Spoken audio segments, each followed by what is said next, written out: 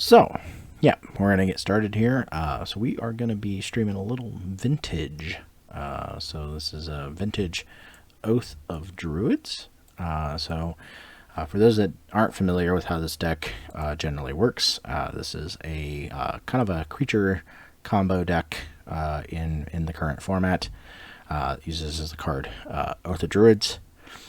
Basically what Oath of Druids does is it lets us dig through our deck to find a creature. If our opponent has more creatures than us, of course we play cards like Forbidden Orchard to give our opponent a creature. So that gives them a spirit that will trigger Oath of Druids, and we get to go dig through our library.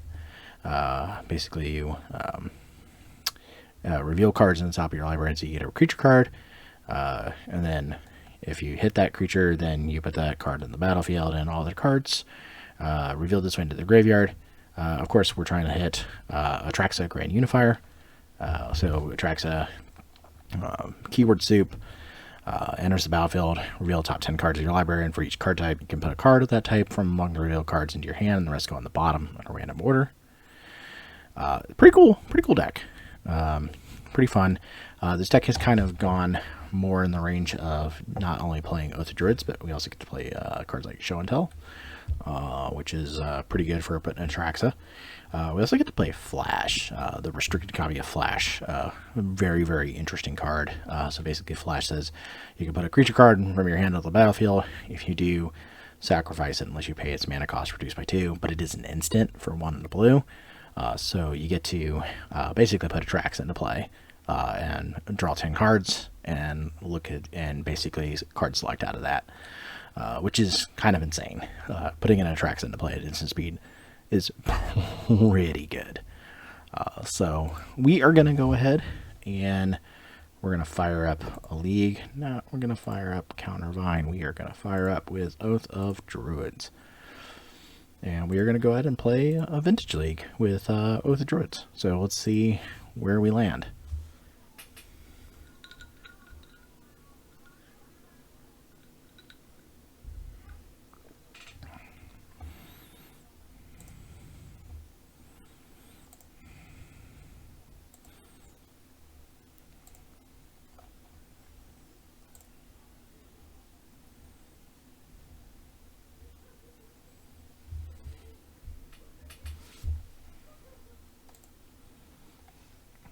We're just going to wait for a opponent to show up, and we'll go from there.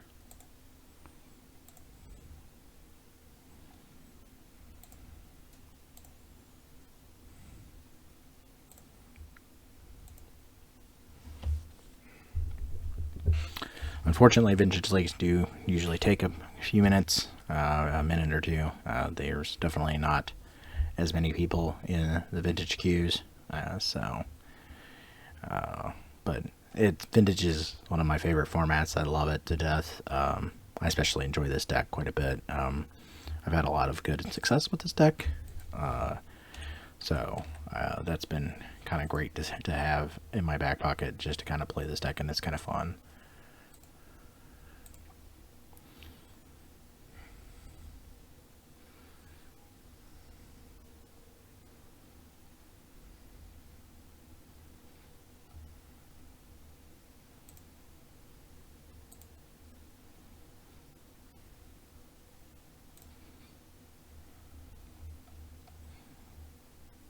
So I did play this deck actually at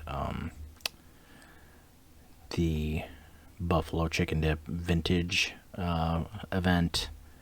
That was pretty good, pretty fun event.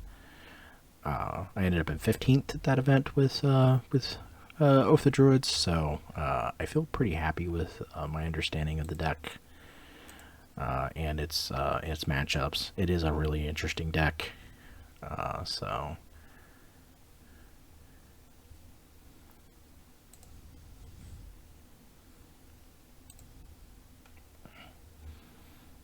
hopefully we get a match. We may be trimming down a lot more from this for the VOD.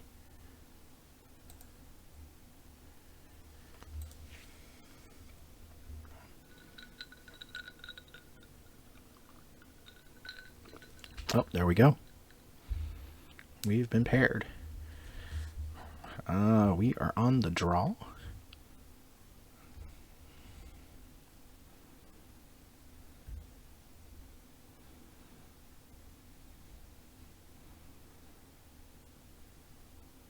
We'll wait and see what our opponent is going to do here. They gotta accept to play or draw first.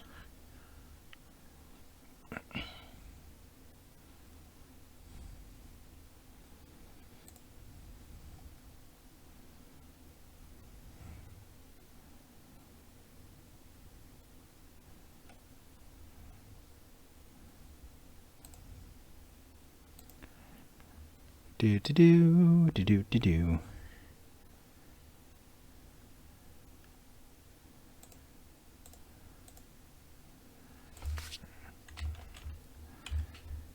See if we can get some people to come over from another place. But we're just waiting on our opponent to do their thing and decide whether or not they're playing or drawing.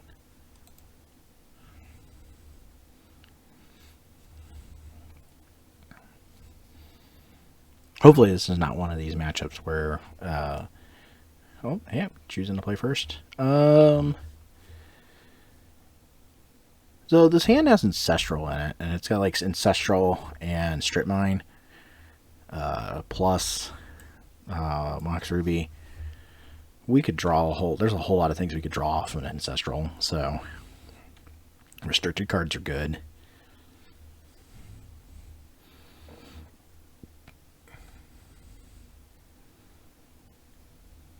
I have fixed the overlay for this week. My good friend Adriano Catani did some further work on the overlay, so it's a little bit more compact, and I can see some things a little bit better on the upper left hand corner, and of course like up in the top here, so it looks much nicer.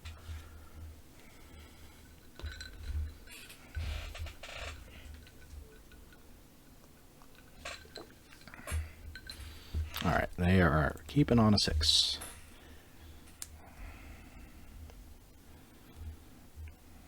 And they did not reveal a companion, so we know that this is not Luris. So right off the bat, we know that we're playing against something that's not one of the Luris decks of the format. Mana Vault. Ancient Tomb. Trinisphere. So there is a opportunity here, I guess, to strip mine this Ancient Tomb. It's super awkward to have to do so, but we are effectively cutting them off of mana if they don't have lands to follow it up with. Ah, yeah, see.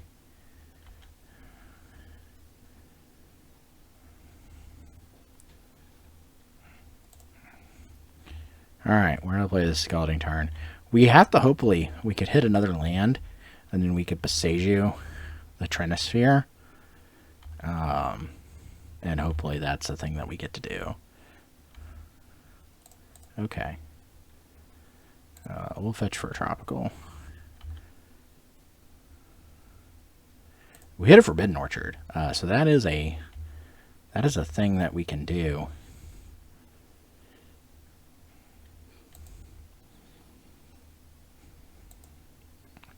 We'll do it on their end step.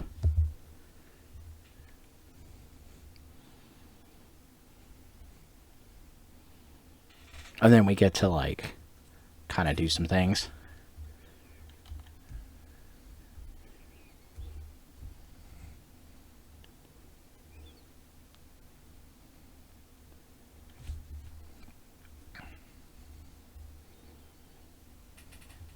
But cutting off that Ancient Tomb was probably pretty huge because we got to cut them off of an avenue of playing the game, which is always nice. Like they play something like a Sphere or a Trinisphere, and the downside is that you get wastelanded or strip mined, and then you can't play the game,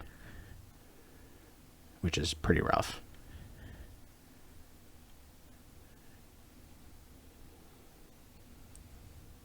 The upside here could be that we are able to just locate Oath of Druids, since we can untap, cast Demonic Tutor, and then cast Oath of Druids, and then we are able to just kind of do the hold off.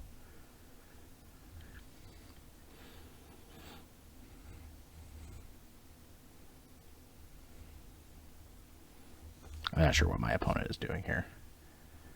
I assume they're Jewel, not Prison Shops. Yeah, that's quite possible. That is possible. Has Jewel been playing Trinisphere? That was interesting. Gonna go look, because I do not remember offhand. I do see a Trinisphere in there. Yeah. Okay. So yeah, they could probably be on Jewel. All right.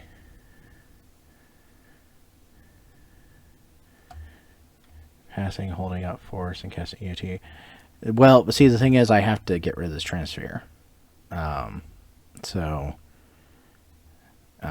yeah, I think you're probably right. Well, I guess I can just sit on it and see what happens. They're not doing anything.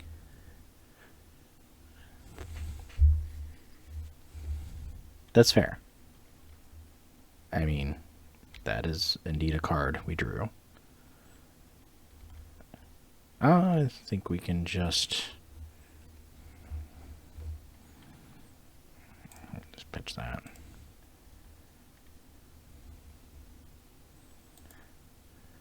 I guess I could have just played the Besagio, sure. Yeah. You're not wrong there.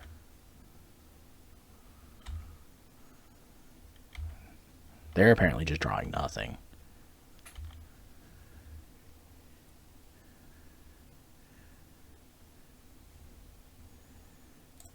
Yeah, let's go. We'll play the Besagio.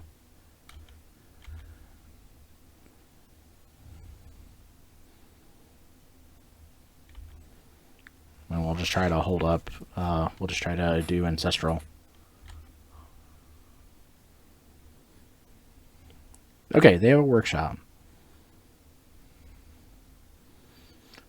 I don't really care about this ring.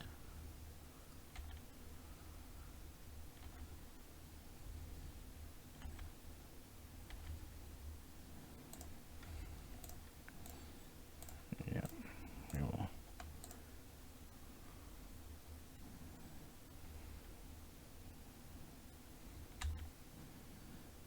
I mean, that's cute in a lot of ways. Oh, that was clever. So the Forbidden Orchard couldn't get the give them a creature because they have protection, which is really, really adorable. I guess the real question is like, now what do I do? Because they still can't untap this this thing. I don't know if it's worth just like jamming Oko, or if we just kind of sit and hold up force.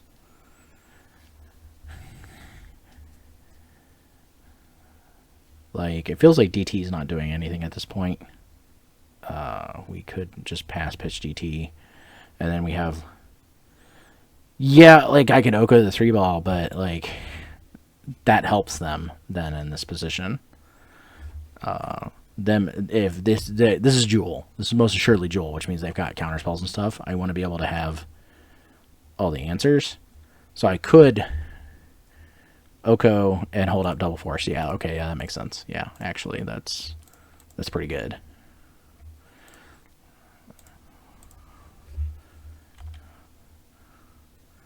Oh, and that means we get to cast.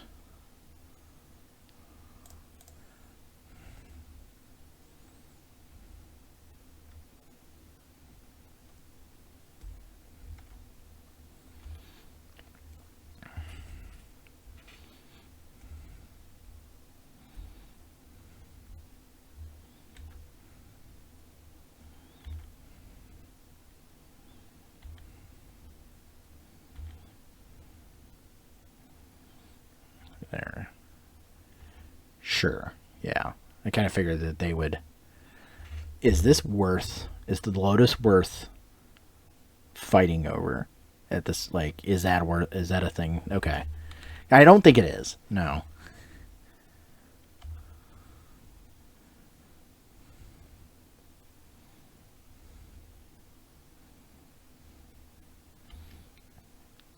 Yeah. Yeah, you get a point there. Fighting over payoffs. So, like a jewel. Another One Ring. I again don't care about this One Ring. That's fine.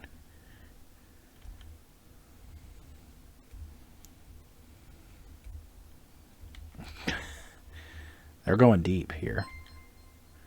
Thank you for following.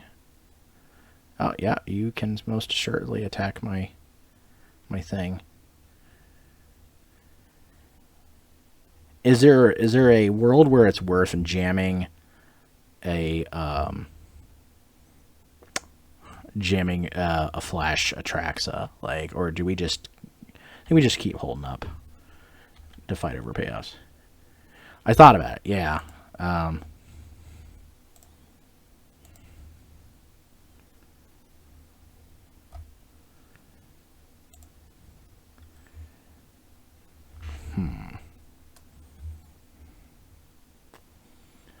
think it might be worth DTing for another force, or like, let's see, what do we have? DT for Time Walk. Yeah, that's a pretty good one. DT for Time Walk and then try to flash.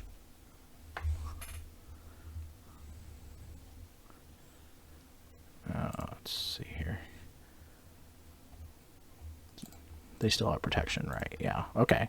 So this demonic tutor, this Forbidden Orchard is just a free. It's just free. That's sick. Oh, so they feel like fighting over this. That's interesting. Do we care? I don't think I care. Or do I flash in response? Yeah, that seems good.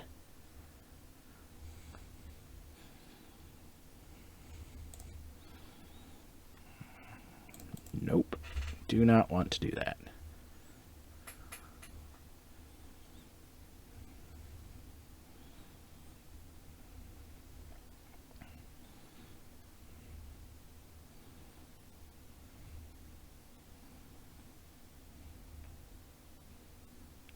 I think they're thinking about what to do here.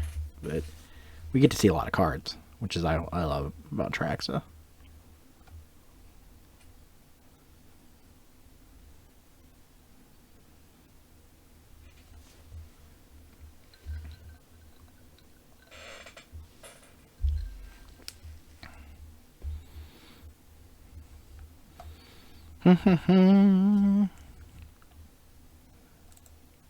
And we're thinking and thinking.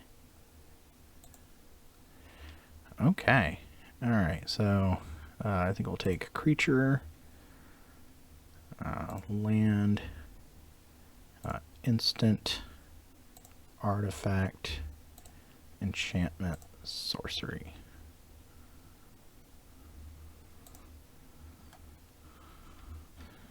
And then I think we could just like very easily just like force this. We'll pitch show and tell because we don't need to show and tell. Then we can cast Oath and then get the time walk value.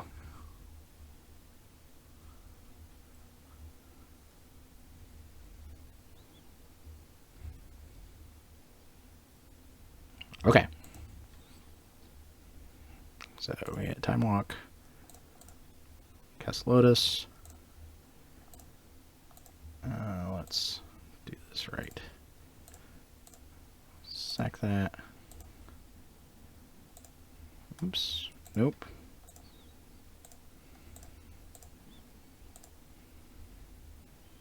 Okay, we'll cast Oath, and we will make food. Oh yeah, Oath can't target them. This is true. That is right. That's fine.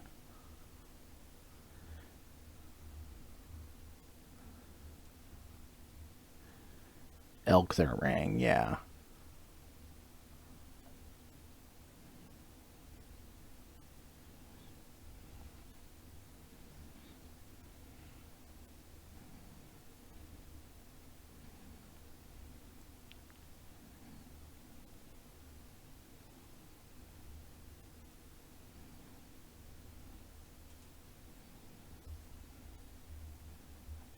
think they're thinking about what to do here.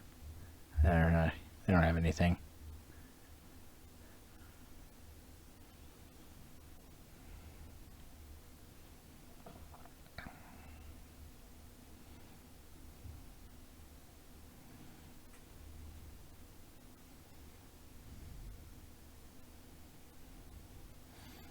Yeah. Yeah, 2 Atraxas have been seen so far. We got one there and one there. So, only 2 Elkos left in the deck, yep.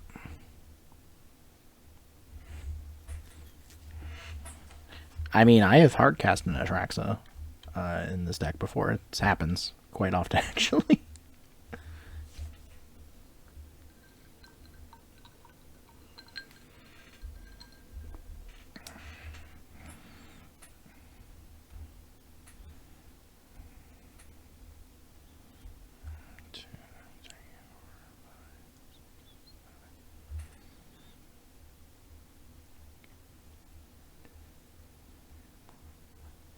Actually, I have enough to hardcast Atraxa, which is kind of funny. I think we should. Like, let's see, 1, 2, 3, 4, 5, 6, 7. Yeah, well, we have more than enough to cast Atraxa. So I use that for that. Blue, white, black, 1, 3. Just hard cast Atraxa. They have nothing. They're totally shields down here. So I don't think it really matters which mocks I pick. I'll pick Glory Revealed as our. I don't even think I need to put that in my hand at this point.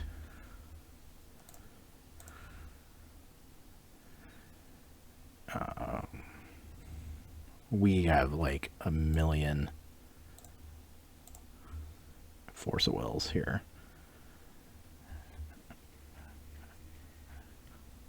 I really just want to keep up all these blue cards. Really, at this point, just stop them from playing the game for the rest of the game. We'll just play this as a land.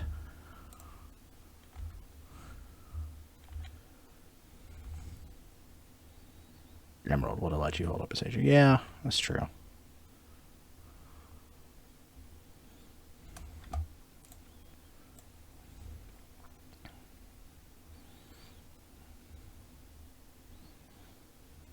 I don't think it really mattered. I have enough permission to probably win this game. I can cast 3 forces. Like, I think I can push through a lot at this point.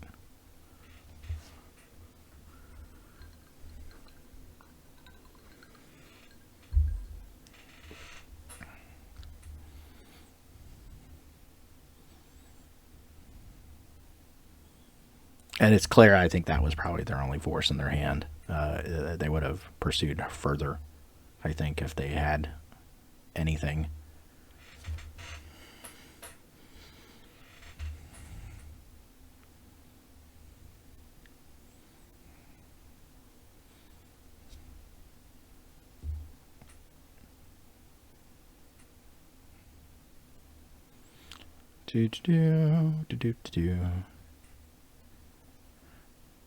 Trying to decide what they want to do here, I guess. Sure.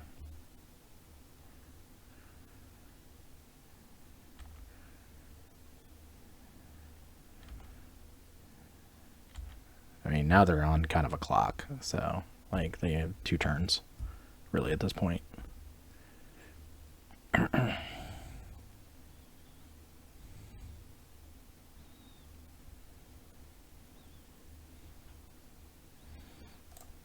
I feel like I force this, yeah.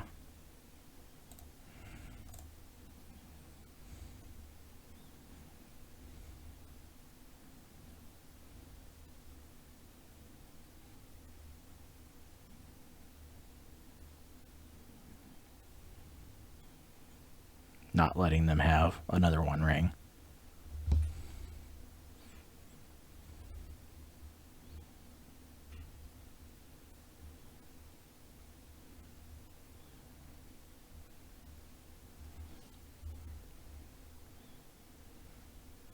Be aggressive. Be aggressive.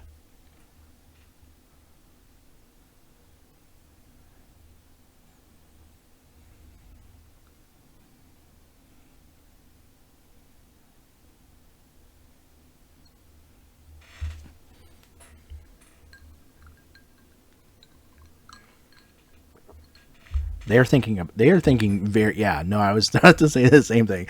They're thinking very, very hard about this whole, about this Force of Will on this One Ring. Yeah, I'm okay with top. That's an okay card.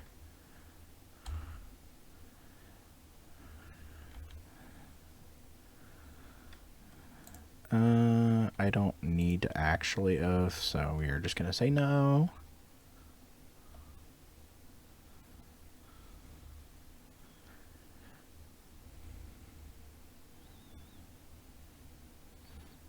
They're thinking hard about literally everything.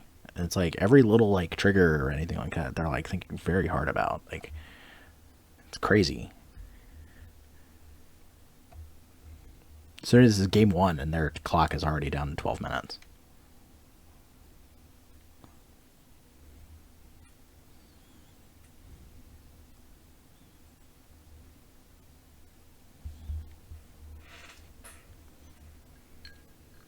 Oh, okay. Yep. Nope. I do not need to do that.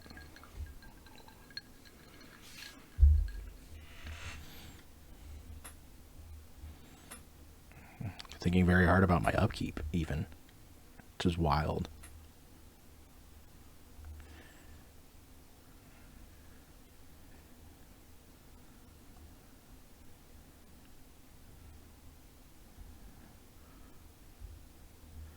Also thinking very hard about my draw step for some reason.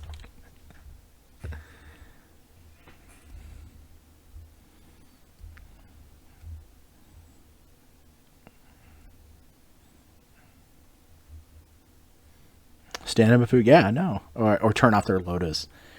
Yeah, that could be turning off their Lotus would be kind of actually makes a lot more sense to me. That actually is a really smart idea.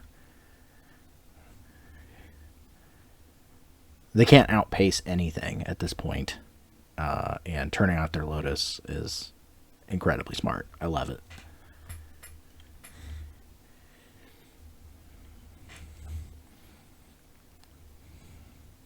I'm a big fan of Elking Lotuses, and I think it's smart to like turn off mana in these kind of matchups. It really does make a lot of sense. Here's the question: do I cast Lorien Revealed at all, or do I just kind of like sit on the? I think I just sit on the double forces. I think that's just what it boils down to.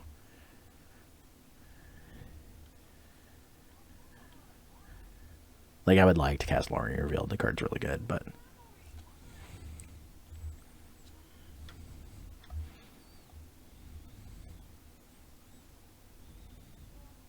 yeah, I agree with that. Sitting on double force seems fine.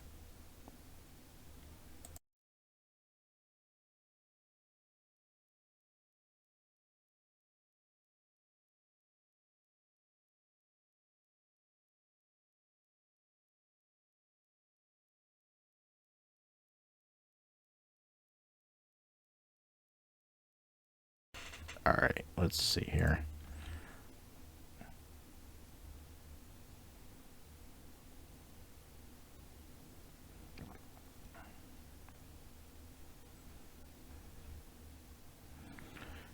Yeah, I mean they are taking way too long on this, like entirely.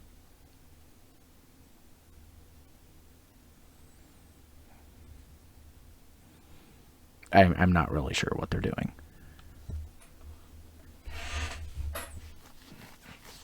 But they are now sitting below 10 minutes in a game one, which is not where you want to be on Magic Online, for sure.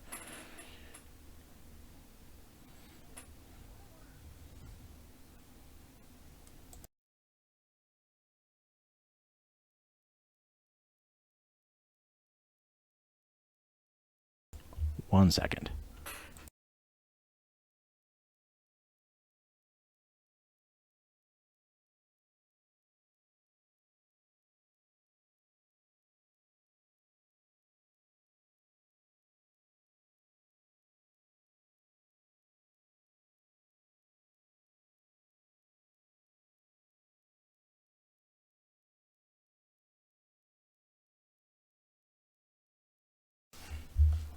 Are they just gonna like time out?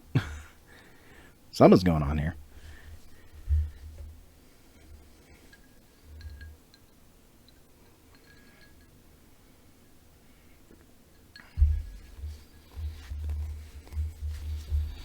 This is the rare my opponent has decided to stop playing Magic game. Either that or they disconnected. I don't know.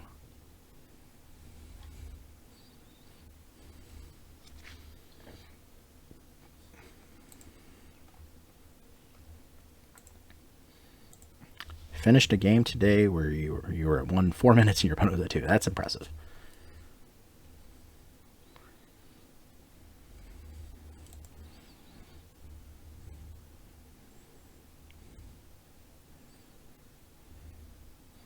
Do do do do do do do. Come on, opponent, are you there? One game one, obviously time down game 2. Yeah. Oh, it's brutal.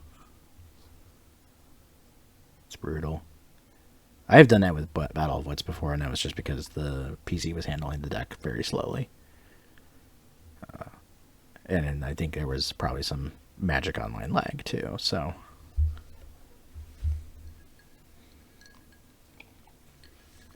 I really think that's going to be the case. I really think it's going to be the case that they're going to time out here. They're just doing nothing.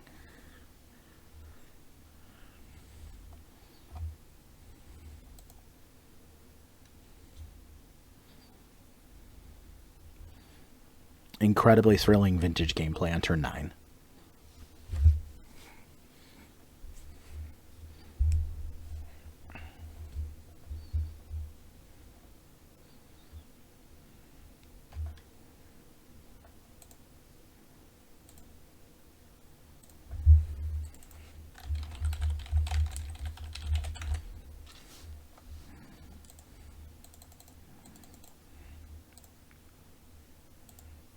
Do do do do do do do do.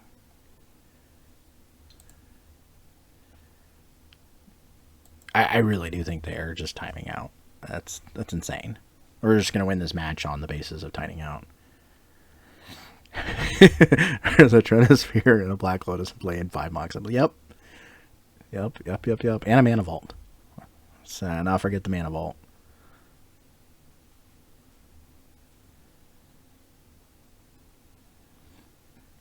And 2 powerful lands. Like, there's a Forbidden Orchard and a Mishra's Workshop in play. So hilarious. We did the vintage.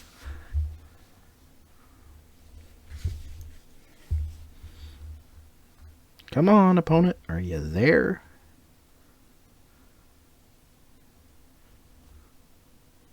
I don't think they are. Oh, wait. Wait, we get to attack. What? Okay.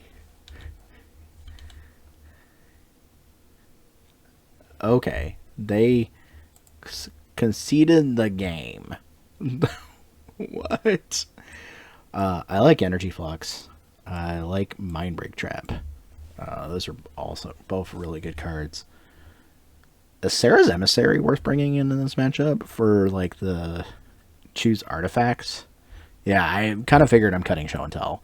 Show and Tell does not seem like a good Magic card in this particular matchup. Like, not at all. But is it worth like bringing in like 1 or 2 and just Flux and MBT? Okay. I wasn't sure if it was worth bringing in Sarah's Emissary for like the name artifact, but yeah, I can see it.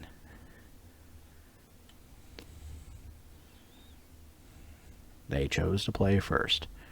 I mean, we have a Force and a blue card. I don't know. This is turn 1 Oko, I guess. If anything, or if like if we rip a Mox, like it's a turn 1 Citadel, like that seems fine.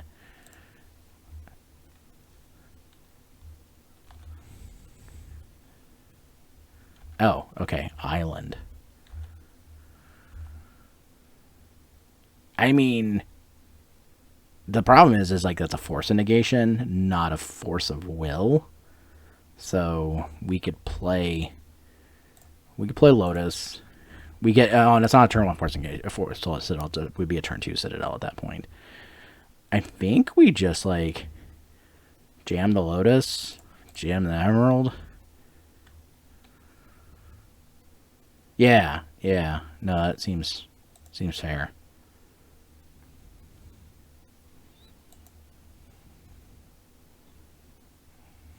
They're thinking about this Emerald.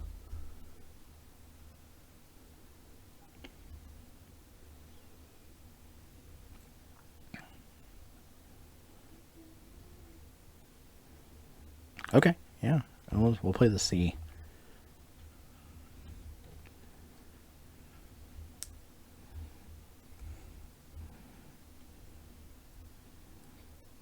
Yeah, no, they're definitely going.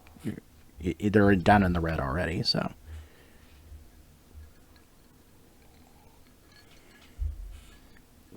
Magic Online things.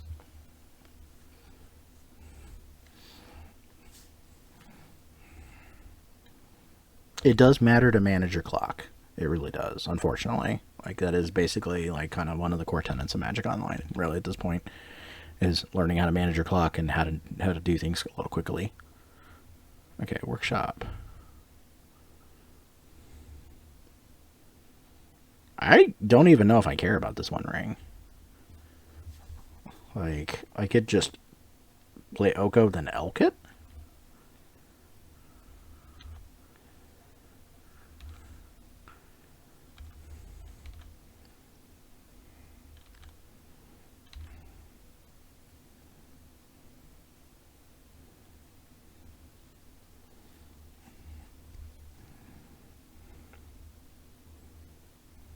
Like, I think going for that, I don't think going for the Citadel is a good play just yet. We definitely sit on that. I think we try to draw out something with draw out a force or something like that with an Oko.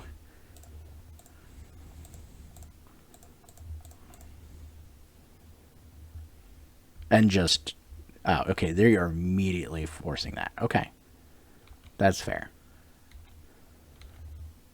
So we get to pass with force and negation at least up. Sure. You get to draw a bunch of cards. Saga.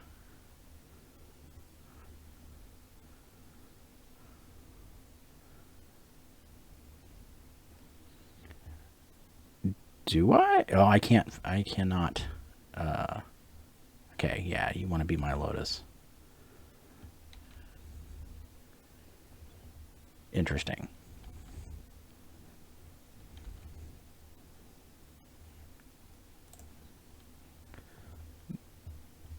Do I go for the Citadel now?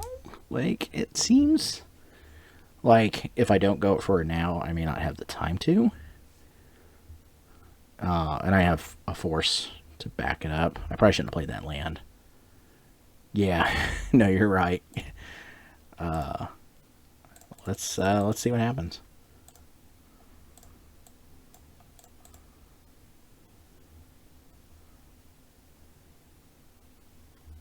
Ancestral.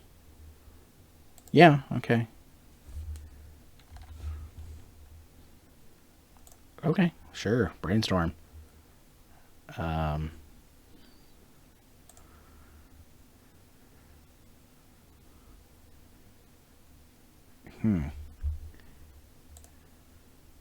How do I do this to where it does it right?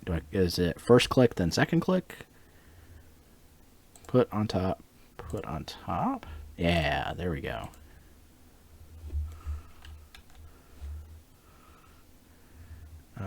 We will take Flusterstorm, Oko, Strip Mine,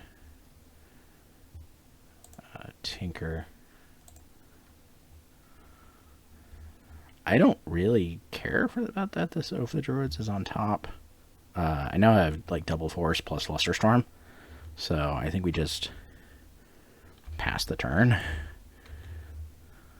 And we can actually bend the Strip Mine. because I'm going to win off of Atraxa attacking.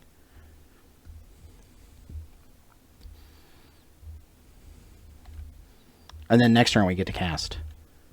Whoa, interesting.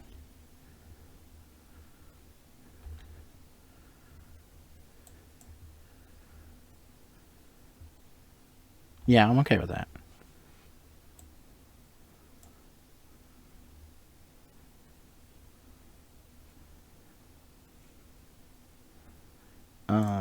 We will force that. We'll force pitch Tinker.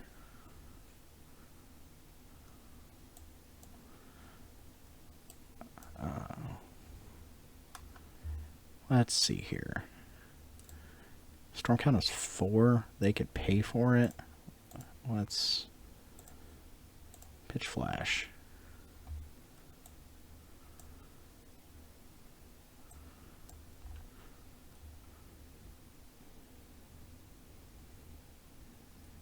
Okay, they didn't want to even bother with that. Okay, that's cool. Yeah, having double force plus Flusterstorm up, like they had enough mana to probably pay for the Flusterstorm, maybe. Yeah, they did. Yeah, because they had an Ancient Tomb plus Saga plus Lotus. They could have paid for Flusterstorm, but having FO Force Negation made more sense. To keep upping storm count, at least to Flusterstorm, if that was going to be the case. Wow, that was quick. We're already back in. All right. We waited a while for the first match.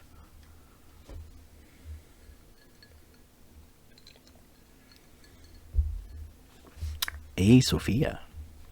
Sophia is in the house. I don't like this hand because it doesn't do anything, but at the same time, like, it does things.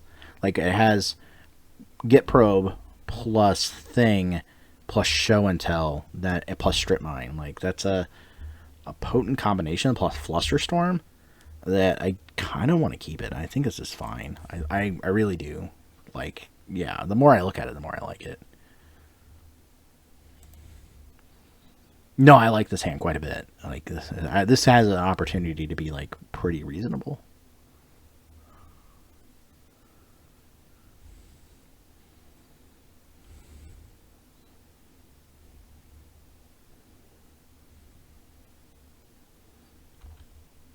Especially like we get to see what's going on upstairs. So let's do that. Let's see if they have misstep. Okay, so we have Ancestral Recall, Lavinia, Time Twister, Underground Sea, Urza Saga, Nihil Spellbound, Orcish Bowmasters. Boy, if this other Mox was or if this land was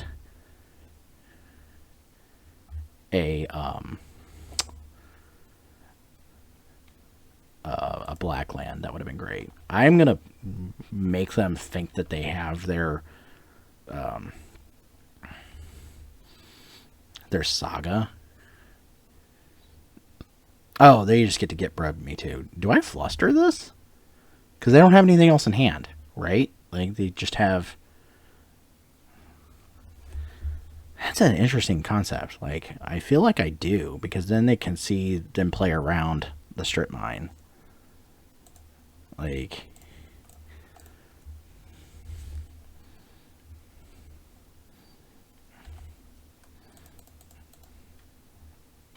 I want to be able to resolve cards. Okay, they're going to play the Underground Sea. That seems still correct. I think I would have done that too. I definitely play the Underground Sea. Ah, they're going to Ancestral in my upkeep. Okay.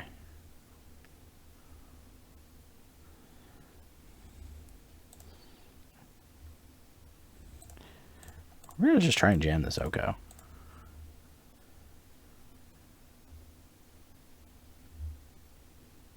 Oko good. And we'll keep up the Strip Mine for Saga.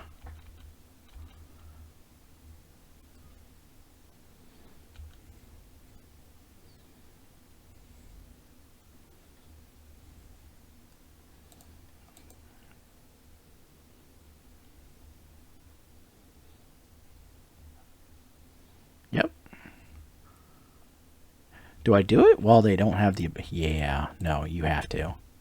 No, you have to do it while they don't have the ability to make mana. Absolutely. That cuts them off of, like, just, like, flashing into Bowmasters if they wanted to. Yeah, that's fine.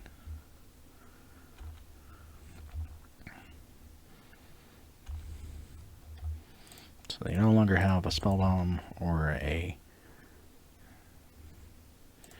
I mean, this does let us vamp tutor for Atraxa at end step. I don't know if that's better than just, like, making Elks, though, and, like, beating face with Elks. And maybe vamp tutor for, like, a Force of Will or something like that. Like...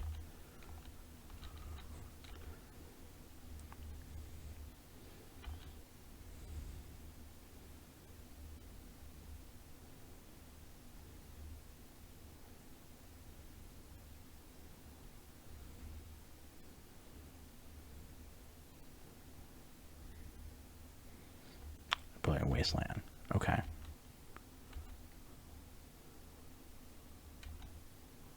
I'm okay with just drawing. I mean, sure.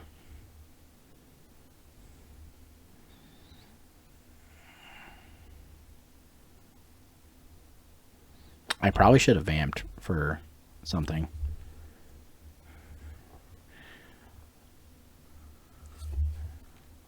Because now they have Bowmasters. They could Bowmasters and then Time Twister, which is pretty brutal.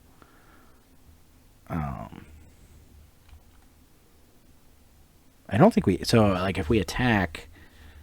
I guess we do attack, actually. Just keep putting the pressure on. Like, yeah, they can Bowmasters here.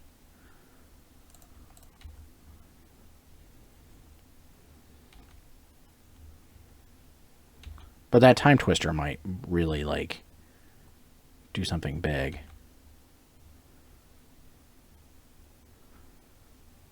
If they even have it. Hey, okay, so they can do it. Sure, yeah. You're going to get yourself a big old Bowmasters.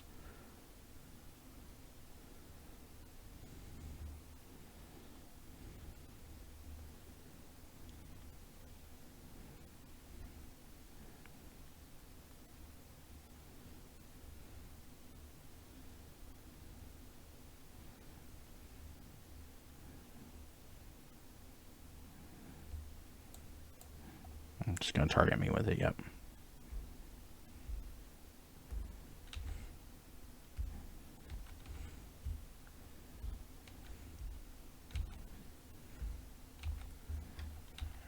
So these cards are not... I should have vamped, I think, before for like a Force or something. I think that would have been the best. They can take out the Oko, sure.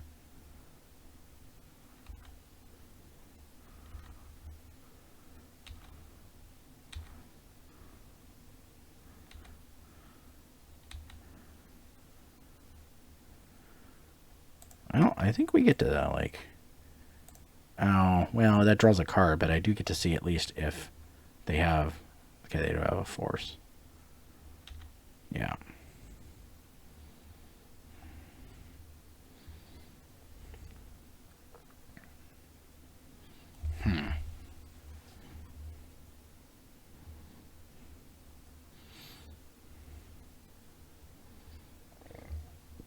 Excuse me. I should have paid life for that, I think, but I don't think it really mattered. Do you have a Force for an Oath?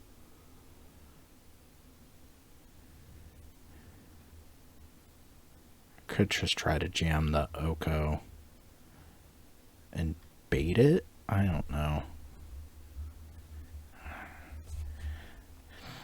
Vintage is hard. It's not that hard. We could lose to this.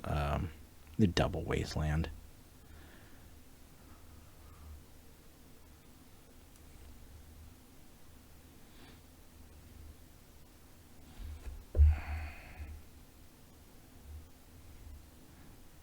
My misplay was not jamming the Vamp Tutor specifically for counter magic. That was where I lost. I think no matter what I do, I'm dead here. Like, it's really difficult play at point. Like, we definitely misplayed. I saw it as soon as it happened. No matter what I play here, I'm not winning, I don't think. We could play the Forbidden Orchard, and jamming off isn't going to do anything. Because they have Force Will in hand. They will force an Oath of the Druids. That's how they lose. I have played this matchup enough to know that the thing that puts the Atraxa into play is how the opponent loses the game against Luris. So you're not baiting them by putting the only copy of the card you have that is your best card in hand. So I think we tried to jam Oko. I think that seems correct. And I think they have to force Oko. But then we probably have to, like, block. Okay, sure. They force pitch Lorien Revealed. Yep.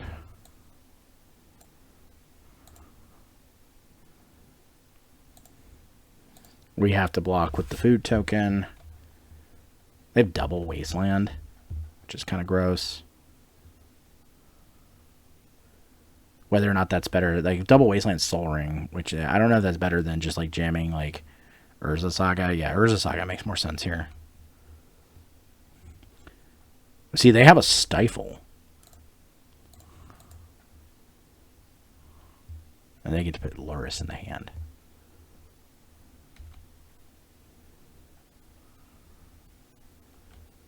Alright, yeah, we have to block.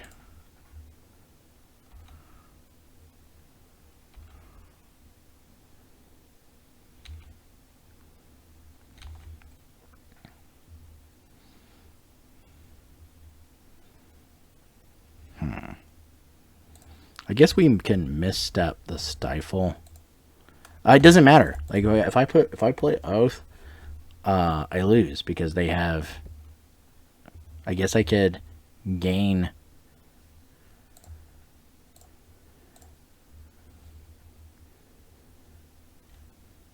I guess I can gain 3 life off of the food token, which is goofy.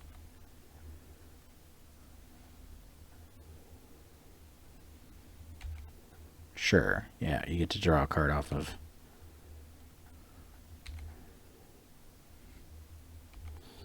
So I guess I have like the misstep for the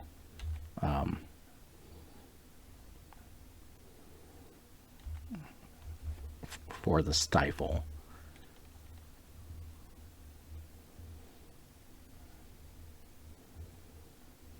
Then double Wasteland is just bonkers. Yeah, we see if they use the Stifle on this. They're going to use the Stifle on that. Clever. Do they have a card in hand that stops it? Okay, they're not. They're just gonna. That seems like the correct maneuver. And we go to 1 life.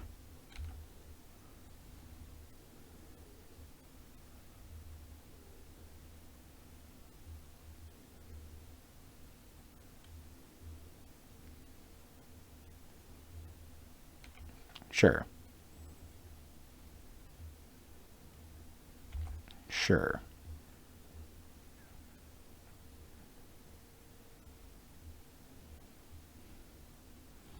They have Time Vault. Oh, yeah, that is a thing that they get to do.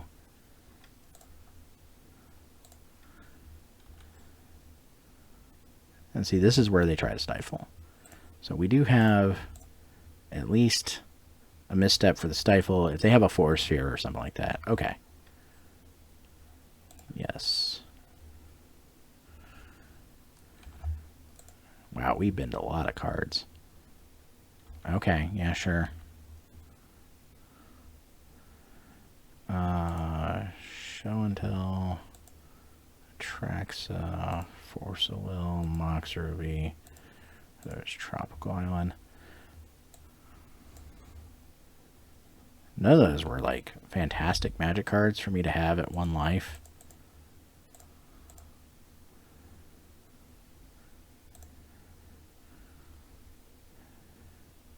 So we try to jam this show and tell.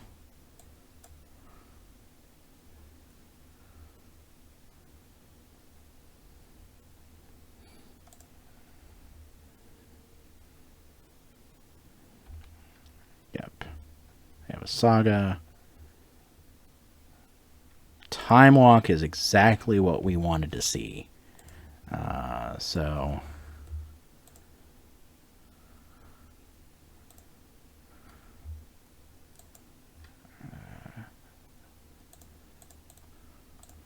Oops, nope. So we get to cast Time Walk. And then, oh, we actually may have won this game. So we get to cast Yawgmoth's Will next turn, which is bonkers. I don't need the Citadel. Okay. Put that. We get to cast Yawgmoth's Will. Do we? No, we don't. Oh, crap. I binned that Forbidden Orchard.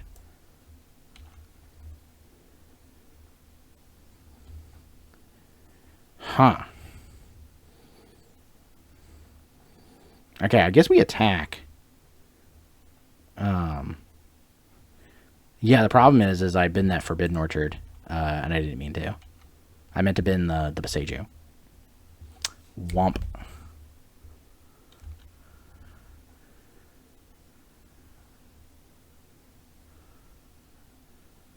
Okay, so we then show and tell this other Atraxa.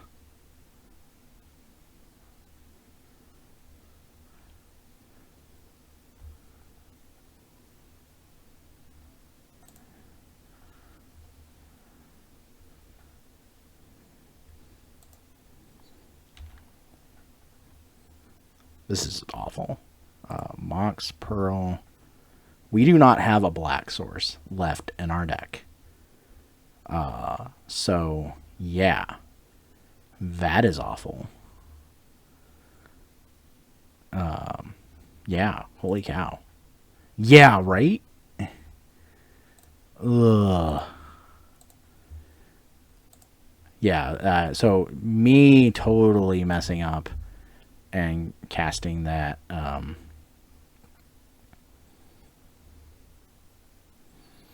and binning that Forbidden Orchard lost me this game. And this was like a cut and dry, like I untap, attack with Atraxa, Yawgmoth's Will, Time Walk. Like, wow. Okay then. Yeah. Man. We messed that up hard. Wow. Ugh. Ugh. Really, really awkward. I like Long Goodbye here. Gets rid of Luris, gets rid of Orcish Bowmasters. Can't be countered.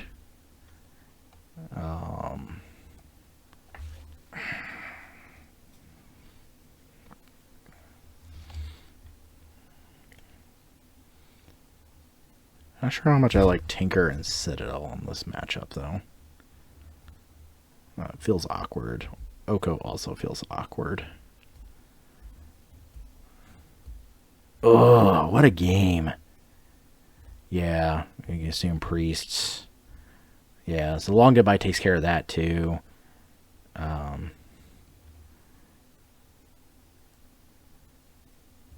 I really wish I would have had a Portal to Phyrexia in the sideboard here. That card is pretty good. Yeah, I think that's fine. Is it fine bringing in, like... But if they saw white, then they have Plow. I like Dismember. I think that's a reasonable call. I feel so bad about that because I just, man, seeing the bidding the wrong land in that scenario just killed me. They were shields down too. That's what sucks.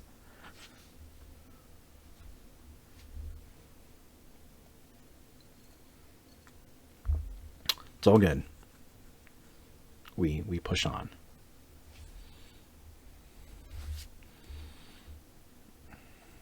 I mean, this is like DT for Oath.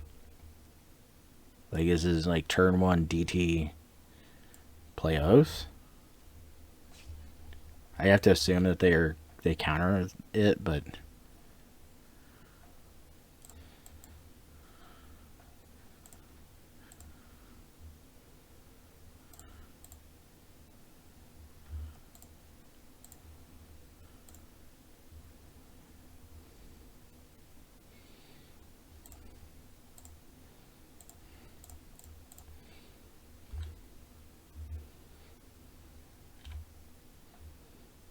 oh, okay. Interesting.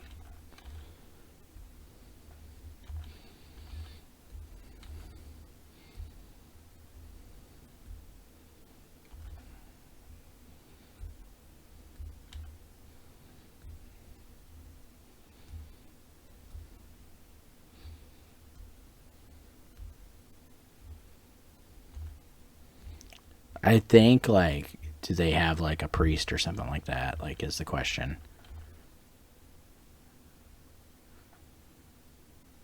I have to wonder. I guess we'll see what they do on my upkeep.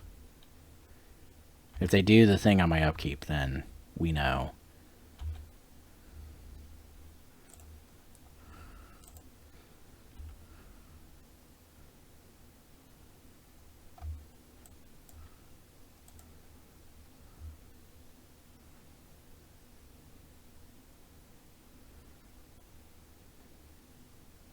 But they have to, like... Ooh.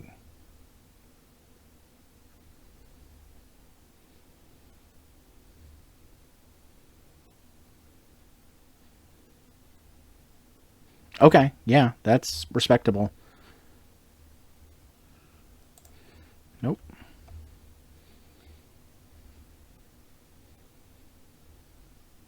So now we cast Oko, and... Oh, now we just kill it.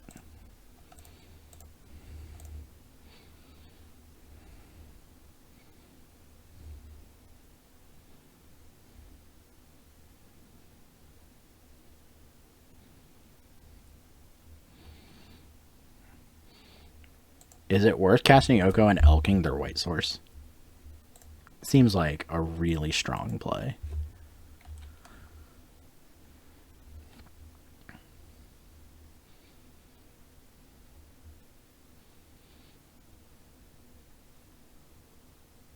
Yeah, that's fair.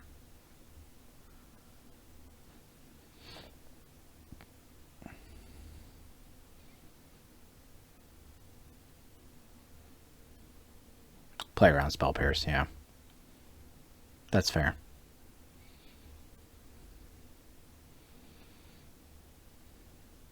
I have to imagine they don't have more than one priest in hand. Now they're thinking about this. I often play 4 priest sideboard.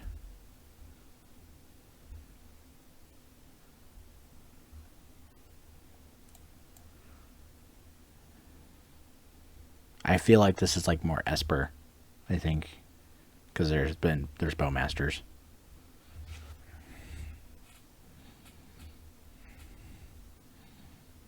Yeah, they might not have it.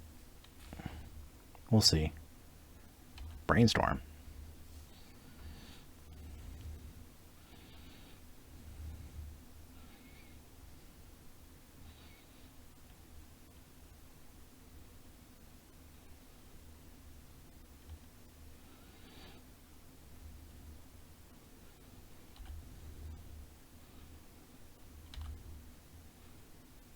Okay. So I think, even though we're sacrificing Oko to this, I think elking the white source makes a big difference here. Like, I think that's, like, correct, personally. Like, getting rid of mana. Like, we're still, like, Oko's still dying. Like, that's fine. Like,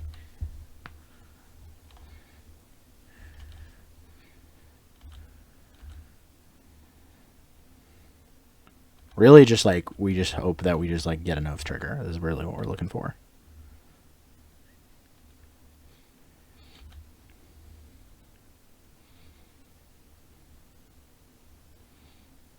Oh, okay. Yeah, attack that Oko.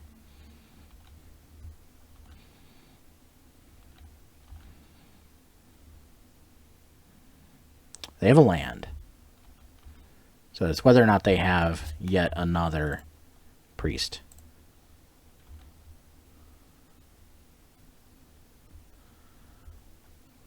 Oh, they're just going to stifle it. That's funny.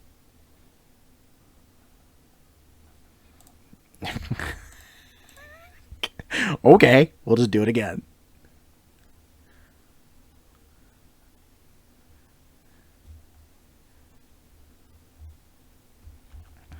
Just take another turn. And let's just do this again. Time Walk is the funniest draw. It really is. They're going to try and Bowmasters, I think, on end step.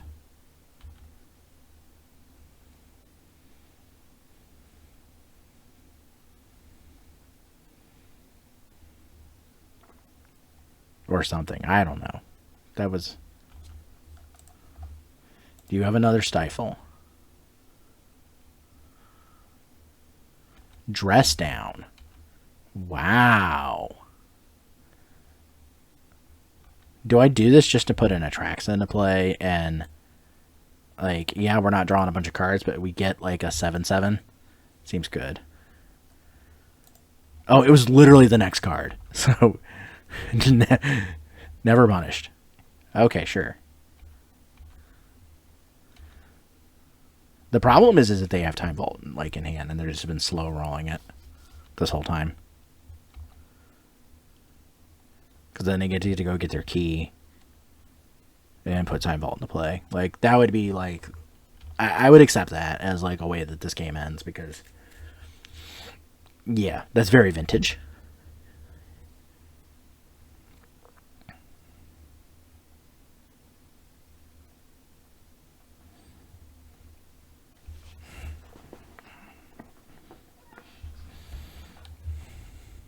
Oh, Lotus. Okay.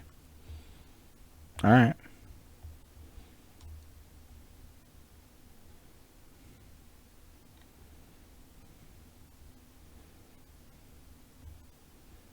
No, just plow. Okay, sure.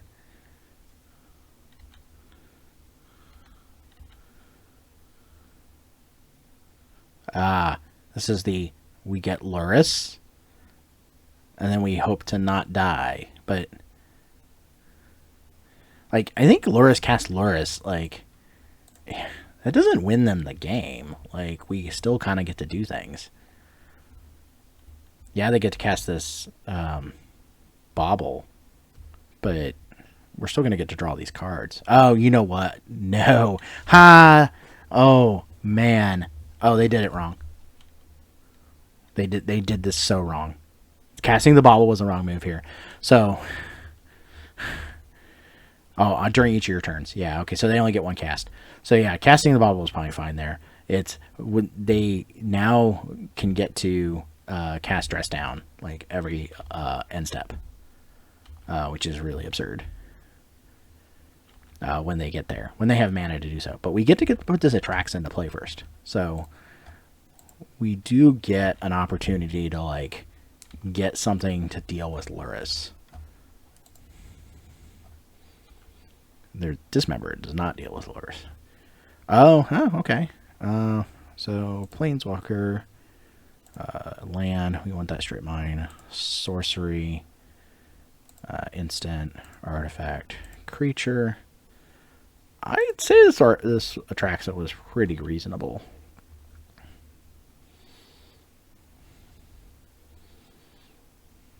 Yeah, Yogwill is like really good here. So I think we strip mine.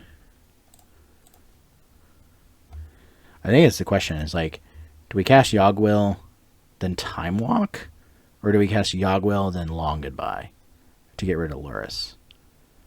Like, is that like a realistic thing? Or actually, we get to go. We could cast. We could still. We could cast Yogwill. Oh, you play Crypt. Yeah. Shit. Yeah, you're right. There's a mana Crypt in my hand. This is so much better. Yeah, so we get to play Yogwill, cast Time Walk, Dismember. We can cast Dismember for 1 mana because we can go 1 for life, which doesn't matter to us right now because we have land. We have ways to do things. So let's start with the Yogwill.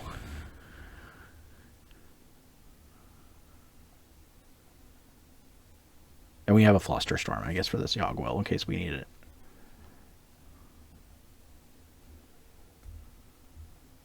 Okay. Alright, so let's first cast Time Walk.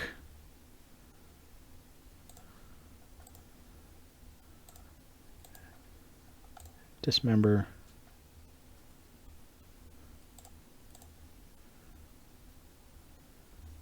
Do we cast DT? Because we can always strip mine them on the Time Walk turn. So we cast DT for something, right? Like, not having Mana Crypt or having Yawgmoth's Will and not casting DT feels wrong. Yeah, yeah, you're right. It's free DT, like absolutely free. What do we get though? Well, yeah, that's a good question here. Like, what is the answer here? Ancestral? I like Ancestral. We untap. You know, kill them, take Ancestral. We have lots of options here.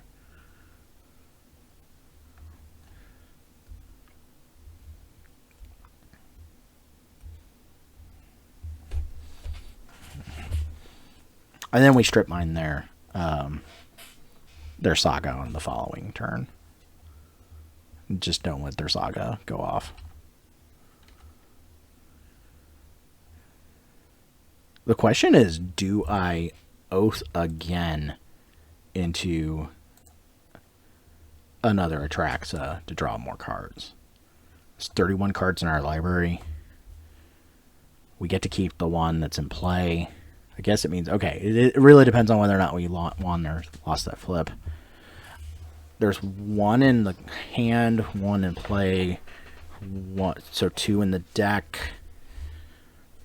I think I'm okay with saying yes. That way we just get to draw a bunch of cards and have up interaction. Woof. Yeah, we'll keep that one.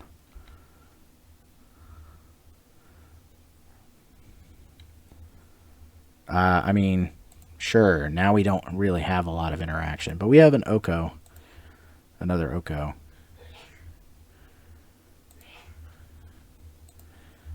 That was a poor Oath, I think.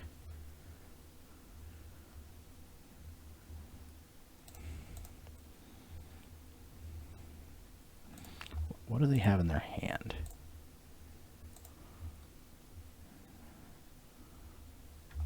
Oops. They have Stifle. They have Caracas. So that's awkward.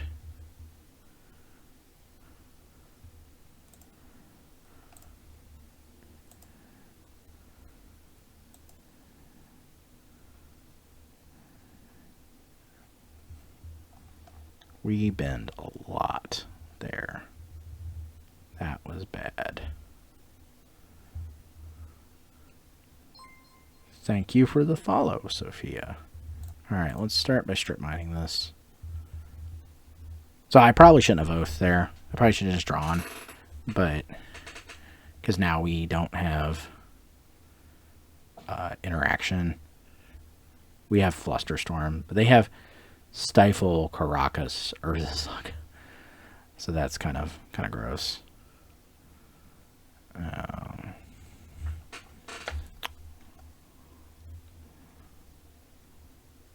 And I don't think we have any fetchable lands left in the library. I guess we could see. Oh, we have Trop in the library. There we go.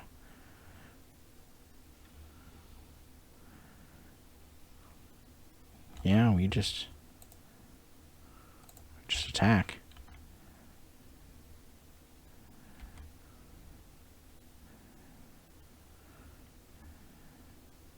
And I mean, we get to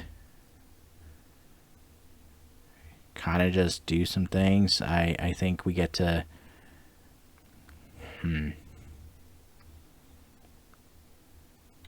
might be worth just jamming Oko.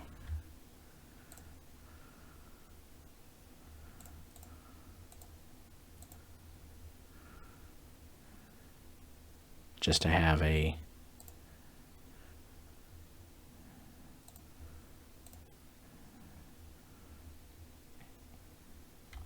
up a creature. I'm bidding this out. Oh, the Druids.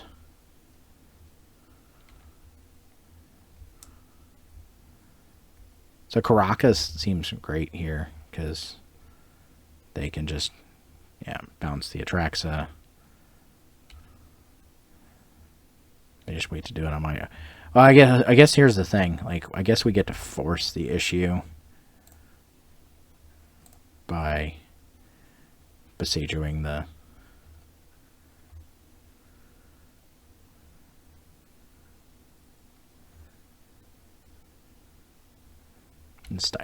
Ancestraling.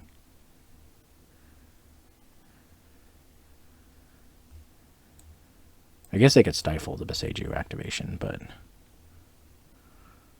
okay, sure.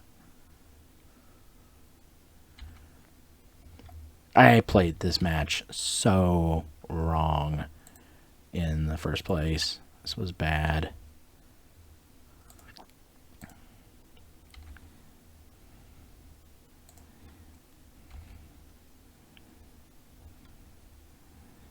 I guess we force the issue.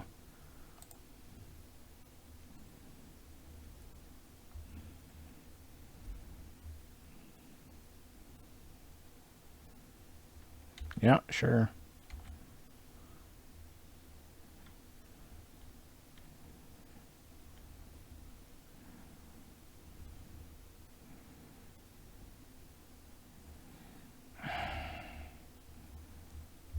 Real bad. Yeah. I messed everything about this game up. Just everything about it. So bidding a land that would produce black in game 1, and then that oath, like, yeah, that's the breaks, and like that's the problem with like that's the downside of oathing, is that sometimes you hit sometimes really well, sometimes you don't. It was a catch-22. Would I have done it again? Maybe. But I think it would have been fine. But yeah, I don't think it was a correct play, like, at all. Stop, slow down, listen to myself, and think a little harder, more critically about things.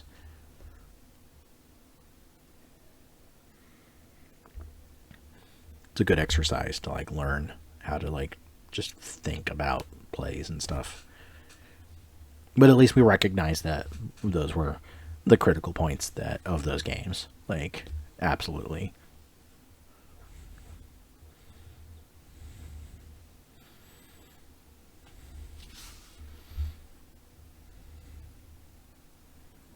Them having both Caracas and Stifle in hand, pretty rough.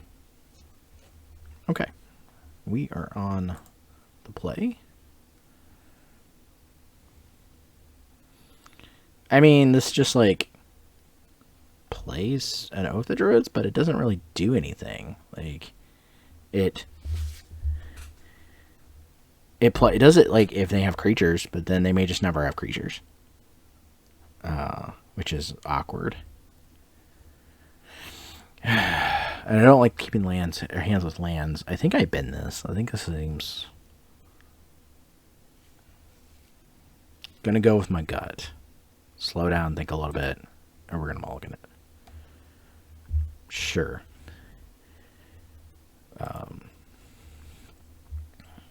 It's a turn 1 Oko.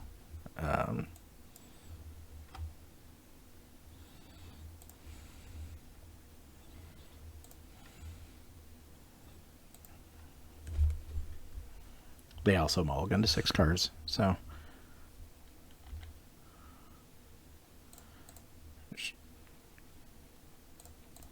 cast an Oko.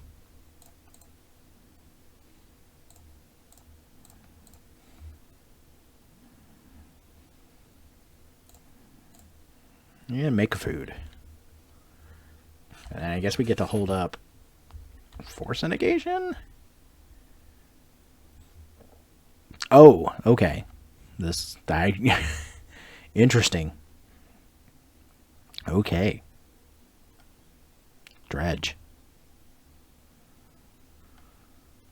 They're just gonna grief me. Okay, that's fine. Grieving's fine.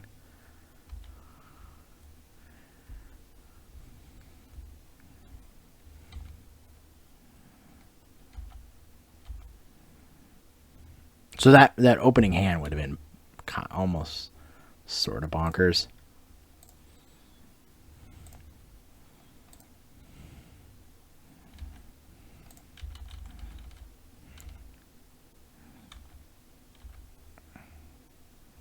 You know, they get to do the Icarid thing. Oh. Ugh. Dredge. Dredge, dredge, dredge.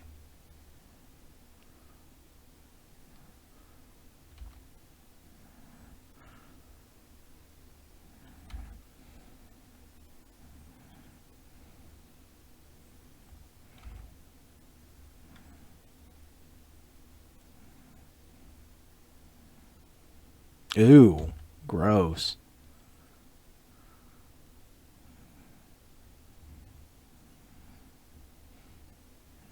These were some draws for them. Ooh, we are just like 6,000 ways from dead. They're just gonna attack me.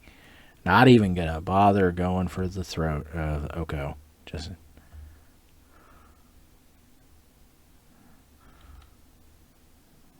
Yep.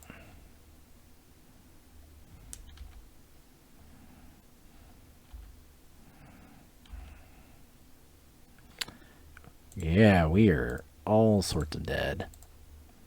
To big live dredge draws. Alright, so obviously, like, Leyline comes in. I like Sarah's Emissary in this matchup because you get to name creature.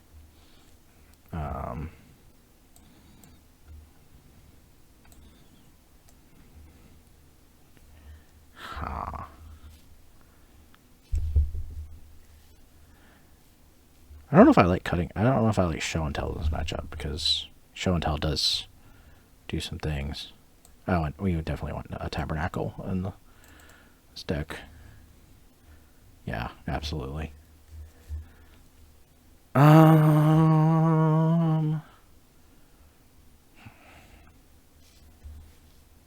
Feels weird. I think we can.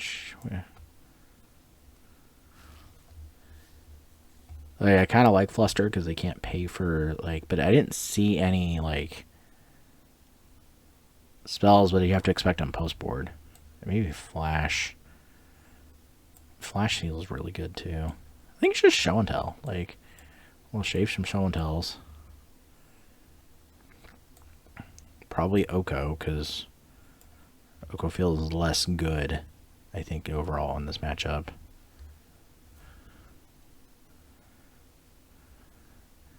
They're not playing Counterbind, so, like, Sphinx is not as good. Although Sphinx is, like, a card that can't be...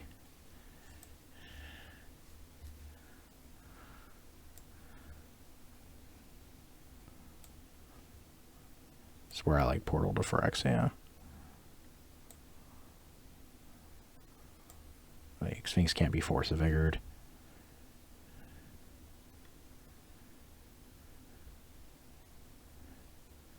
Yeah, okay.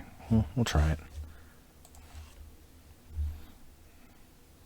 This is not it, deck.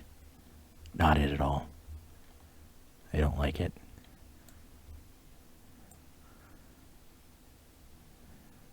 This is also sort of like messed up, but it's like turn 1 Time Walk.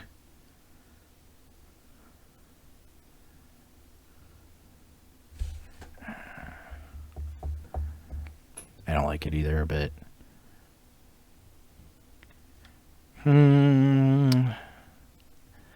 they did the classic keep 7 dredge, so we have to be scared, I guess.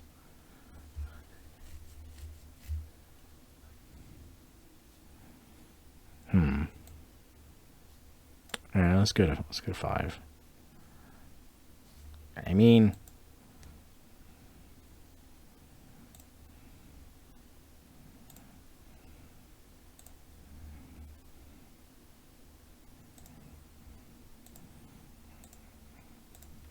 they have to have an answer to it.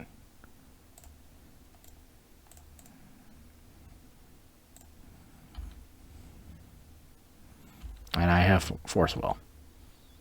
It's really what it boils down to. Unless they have, like, the hollow one hand, which I guess we force like a hollow one.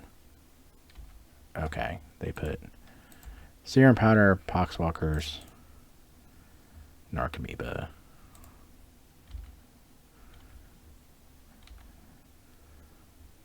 I mean, Tinker gets us there if we eventually get there. Like,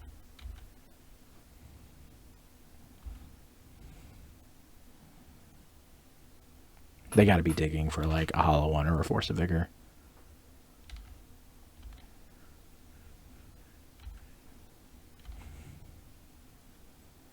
I mean, that's also, like, a card against this deck.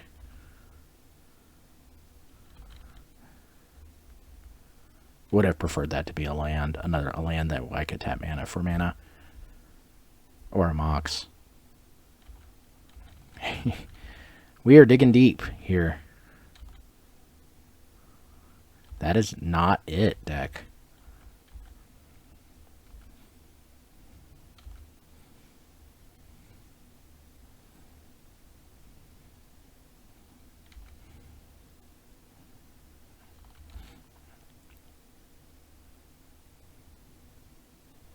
The problem is how deep do you go on Bazaar to, like, try and find an answer?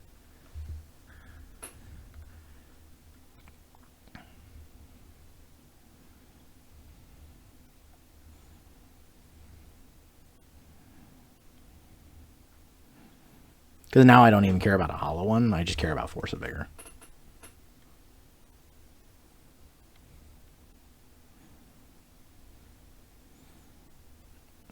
I didn't really see Force of Will in their deck in the first game either, so...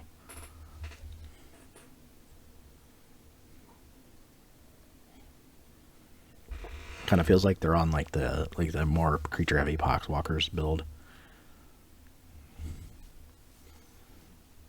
No. No, I probably should have just left it. Kind of force a habit, I think. The grief is problematic. Yeah.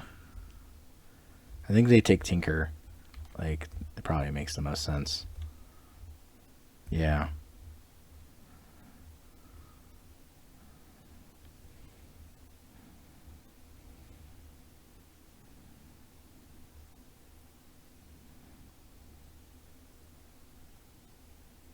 No, this is true. No, they can't take both forces.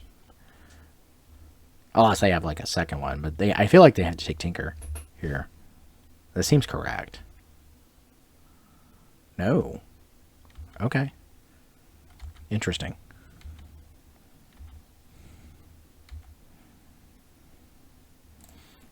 I mean, I think we just play. The concern here is that they have a Force of Vigor. So we just don't want them to.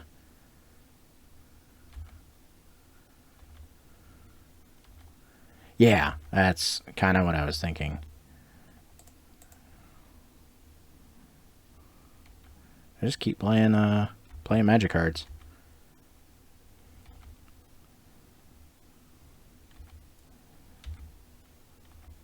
Just wait till we have.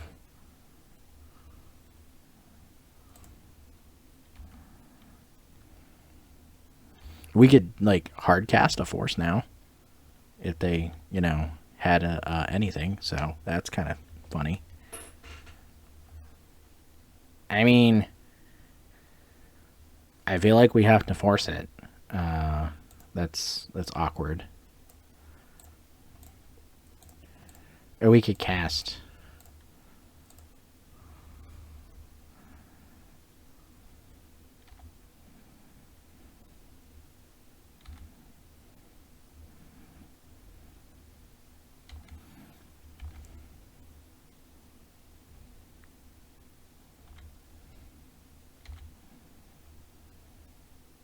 This definitely means they have force. They have Force of Vigor in hand.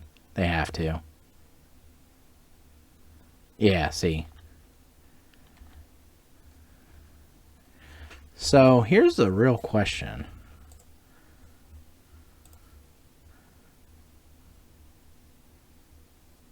I boarded out Citadel. Oh, well. I guess that's fine. I guess we Tinker. Or are we just like... The problem is like we just kind of... They kind of get to do their thing. Them having double grief was kind of interesting. But they have to have, like... They have to rebuild from scratch here. So I think... I boarded out Citadel. I could Tinker for Sphinx, though. I mean, Sphinx, like, profitably blocks... Oh, Tinker for Lotus, and then Yogg will Tinker... Yeah, that makes sense. Like, Yogg will Tinker... Like, we could also, like... Yeah, that seems... Tinker and replay Leyline. That, I like that idea. So... We Tinker for Lotus. Yeah, no, I think you're correct.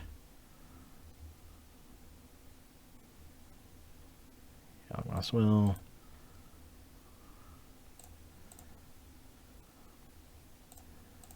recast all these things.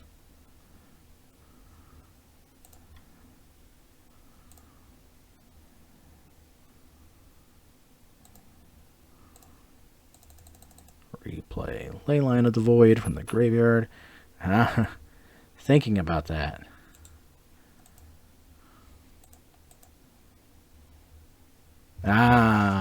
They just wanted to get something in the graveyard. That's clever. We could then cast Tinker for Sphinx. Actually, we can do that. Yeah.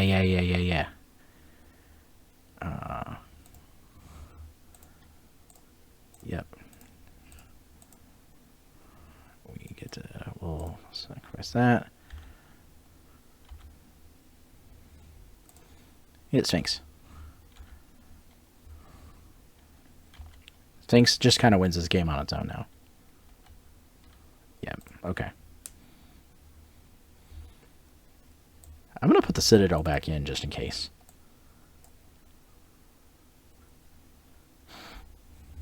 That was a value turn, yeah. Yeah. Having the Yawgmoth's Will in hand helped quite a bit. Just had to think it through. No. They powdered. What did they powder? A lot of stuff. We're going to mulligan. I mean, I don't like this hand either. Especially against, like... Yeah, no, that's pretty awful. I mean, we could put both of these. We get to... Yeah, no, these hands have been awful. Yeah. We get to cycle, and then we get to Mystical Tutor and put into play Show and Tell in Sarah's Emissary. They are off to the races already. Lulz. Oh, they have a Therapy in hand. Blurg. We are possibly dead. Oh, there's a Therapy in the yard. So, what do they want to say? Like Force of Will or Force Will? Okay.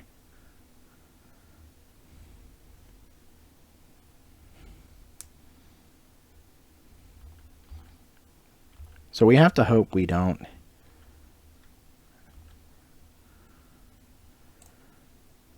So we get to do that. We get to do that. Well, Island Cycle.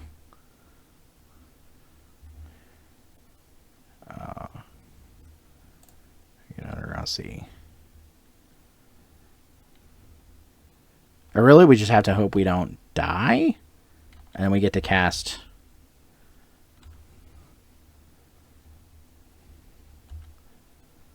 They don't have a Dredger.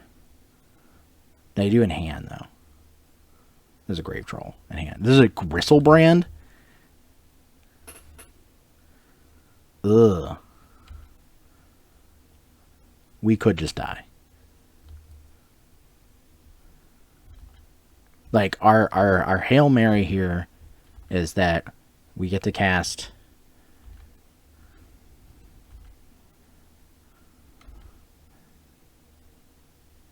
We're going to end step. Like, if they have a Grief, I think we lose. But... They had to try to return Gristlebrand. That is absurd.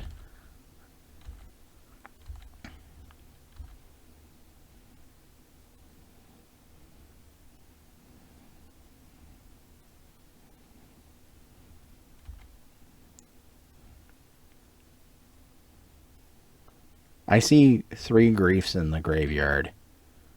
If they don't have a Grief here, I think we're good.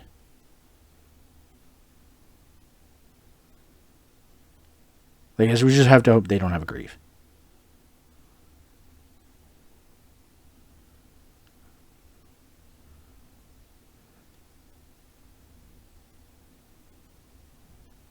Alright, yep, they have a Grief. Like, there's no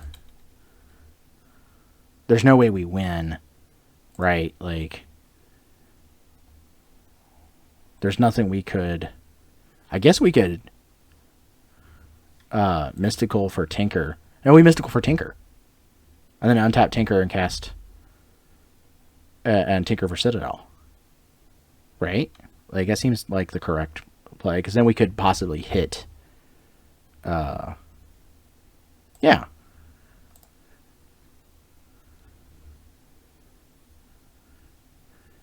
Oh, yeah, they probably upkeep Vigor. Yep.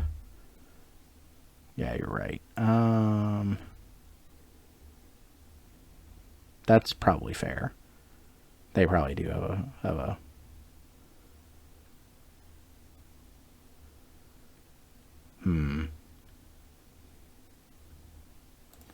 Yeah. Yeah, well.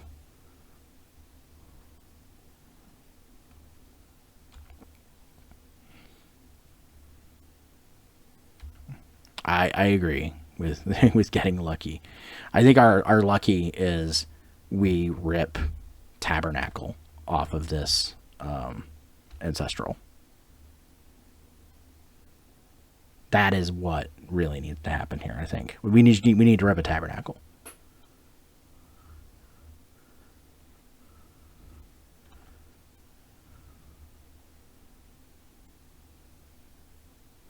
Okay. Or they have Misstep in hand. That is not a Tabernacle. Womp. Not a Tabernacle, folks.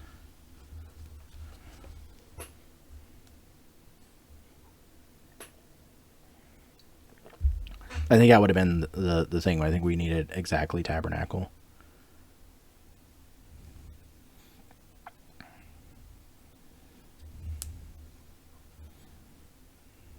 But yeah, the hands in that game were so bad.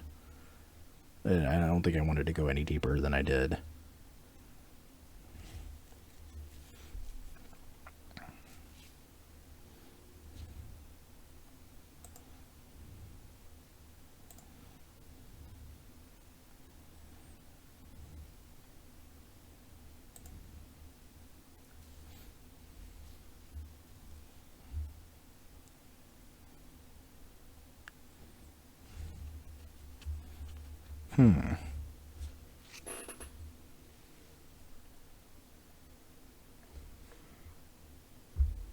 Them's the breaks though. Sometimes Dredge does Dredge things, and sometimes it doesn't matter how much you have action or anything like that, or a game plan. Sometimes they just get to do their thing, and that's what the deck does. It's the axis the deck plays on. So Dredge doing Dredge things just is what the deck does.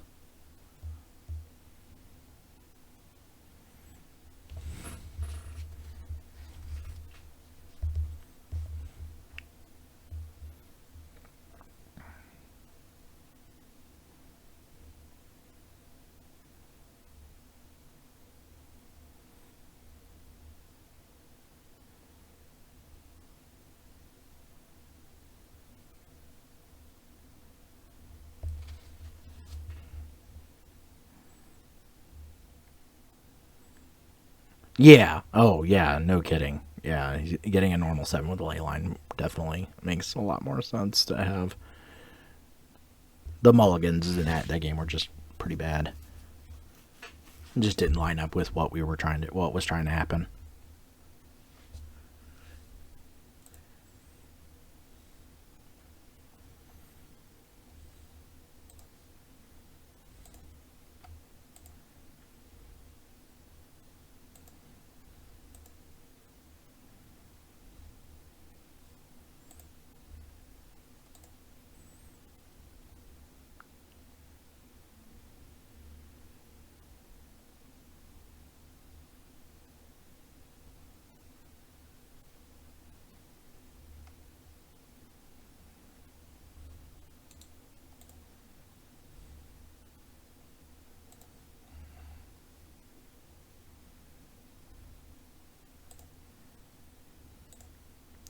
Come on, we are in the queue for a bit here.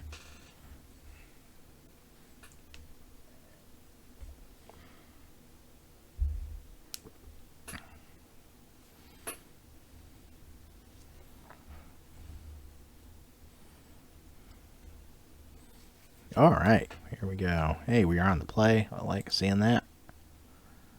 Like being on the play. This is odd. Like, is this like bait, play? Like, I wonder if the play is like Cast Lotus, Sapphire, Brainstorm. and then like hope we see like a Forbidden Orchard or something like that. Like, I do like this hand. Like, it's kind of goofy. The setup is kind of gross. Like, having double... Oh, we're playing against Dredge again. Okay. So maybe we don't even need to, like... Well, let's see.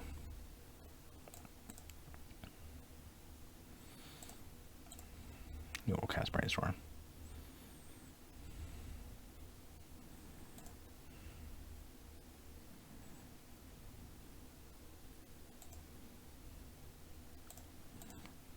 That's reasonable. There's reasonable magic happening here.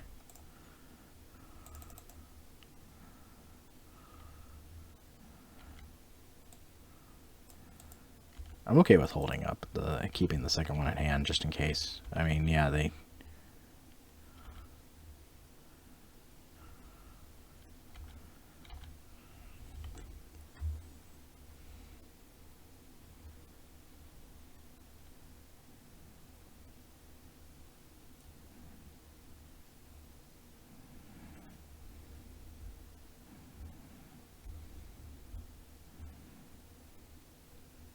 I mean, yeah.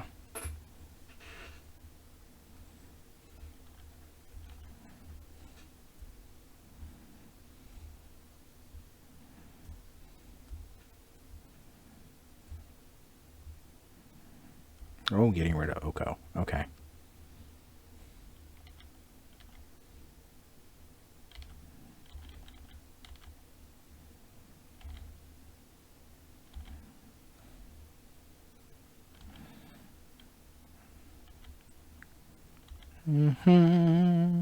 Playing against Dredge. Dredge to Dredge.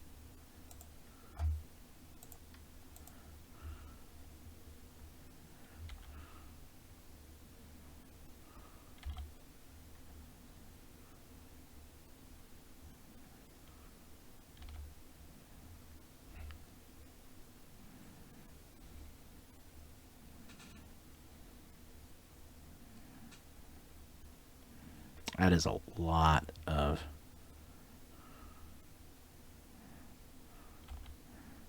We're just not putting creatures into play. That's great. I love it.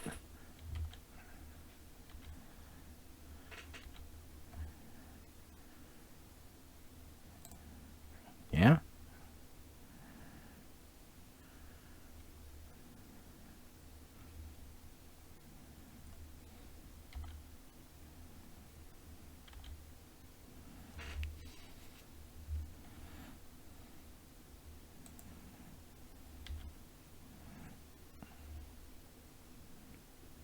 Ah, there's an Archamoeba. 3 Archamoebas.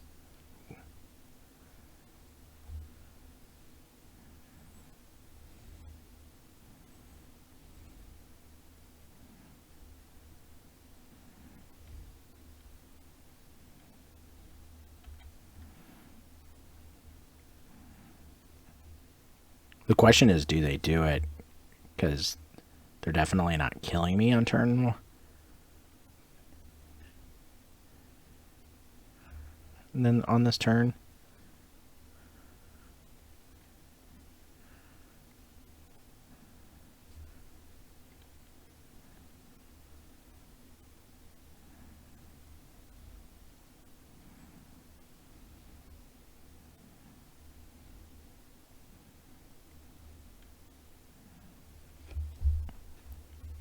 There's a lot of thinking happening here.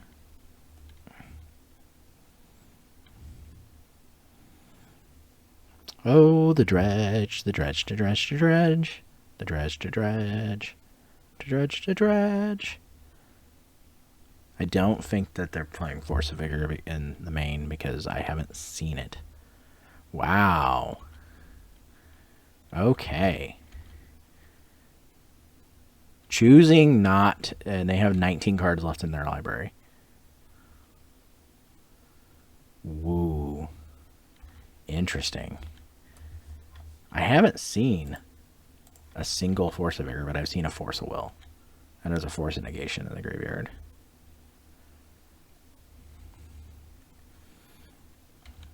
But I just make them think I've got more cards than I think they think I do.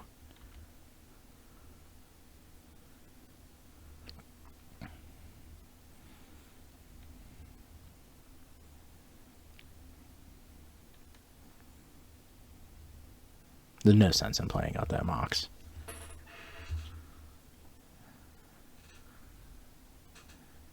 This is a big wolf. They've got like 14 cards left in their library. This is very interesting.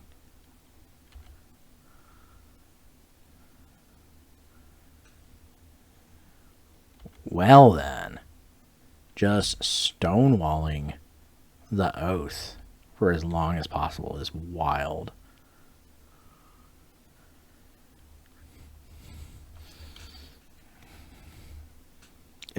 Okay. Sure. How do you win if you don't have any of the cards that make your deck go? Like,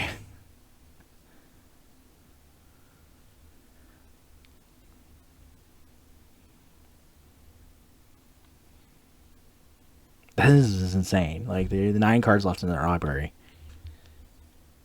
What are you doing?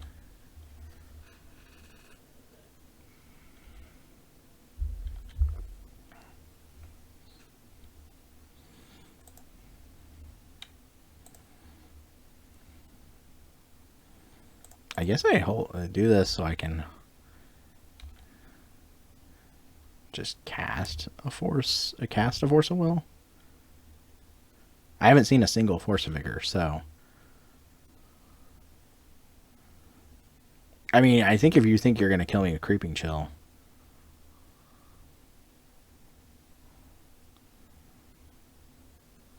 that's probably it. Like,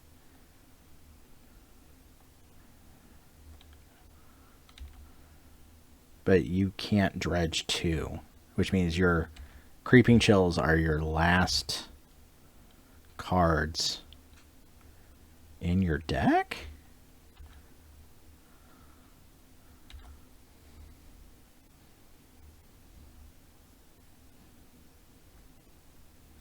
Yeah, you get 3 Icarids here. You can't Bazaar, though. Sure.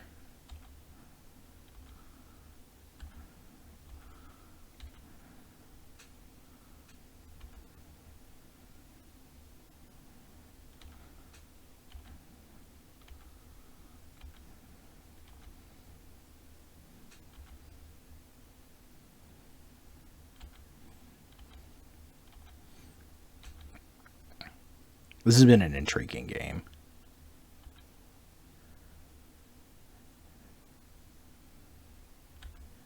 Yeah. I take 9.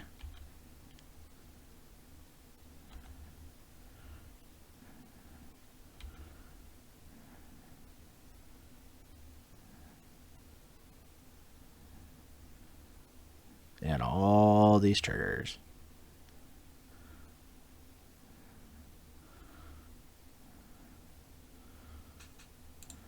Yeah, we're just going to yield to those.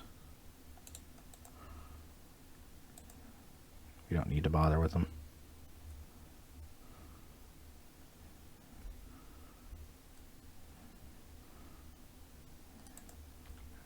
Yep.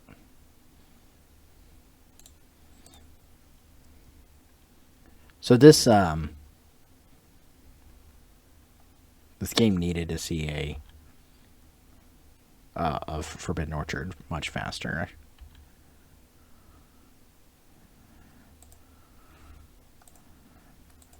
Yep. Let's get lucky.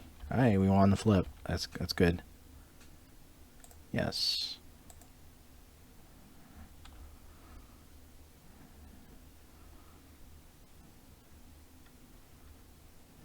So this Atraxa.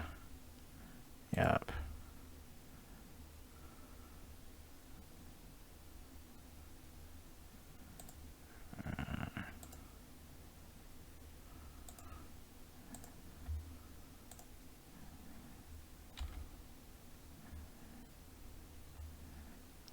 we need to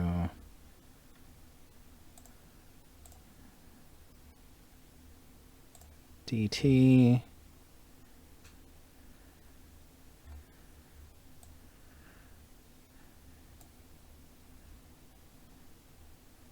I think we DT for like Yogwill.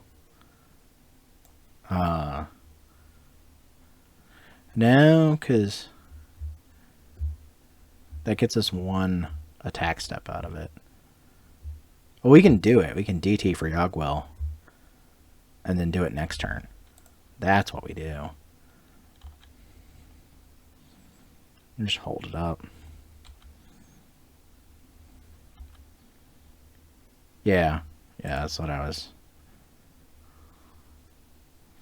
Oh, no, I lose. I meant to... Yeah, there is no next turn. Yep, nope. No, you're right. Nope, nope. I messed up. Derp-a-derp-a-derp. Brain is not braining well here.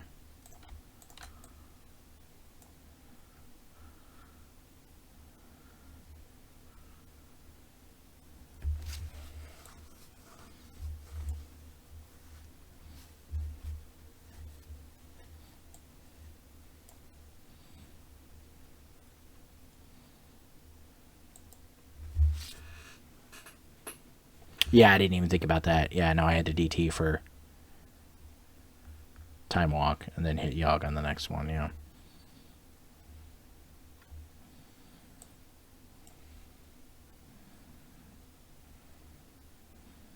This doesn't do anything, and I mean, it has Strip Mine, but that doesn't do anything against this deck usually. Boy, his hands are just awful.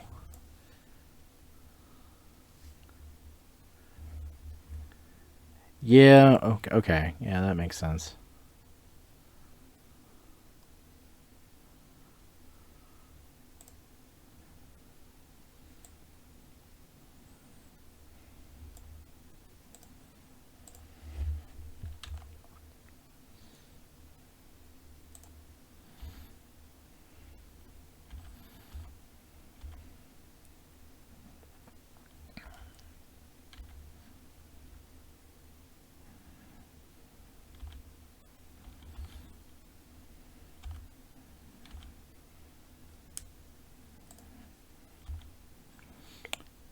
Let's play the...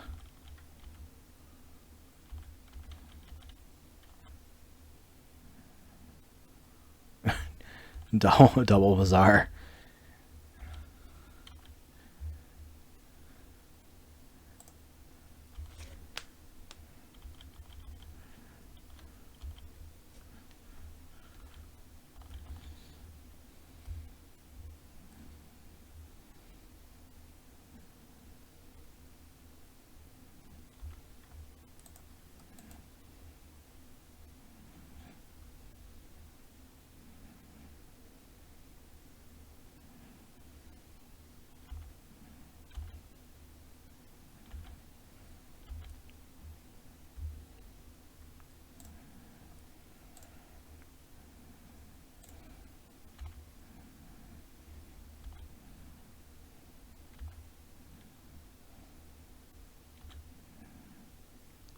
Double Bazaar.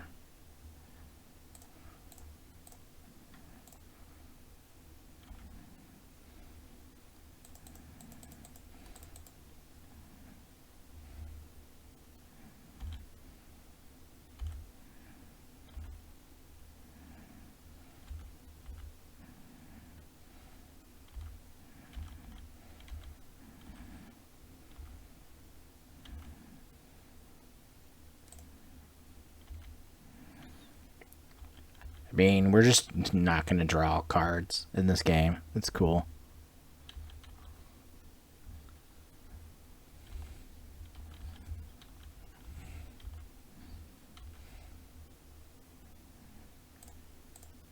I mean, we're just going to draw things like Black Lotus and stuff like that.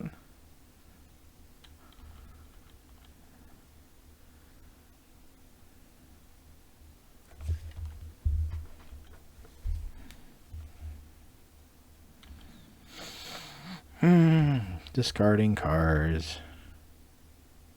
I mean,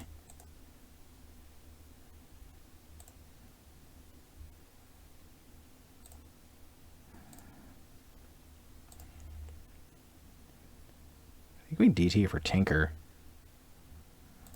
Then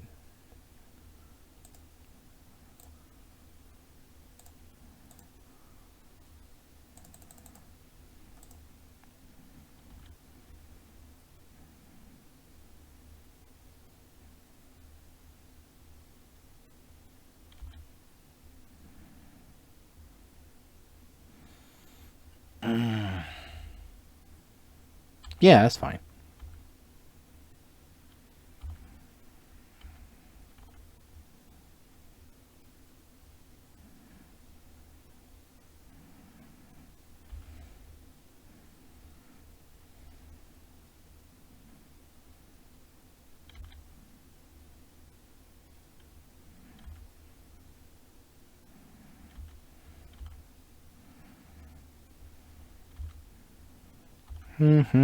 Things are happening, and this is the most exciting Magic we've played all day.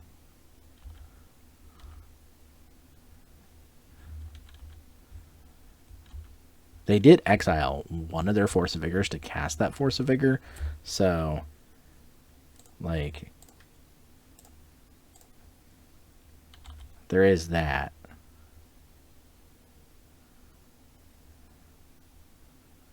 Yeah, this is fine.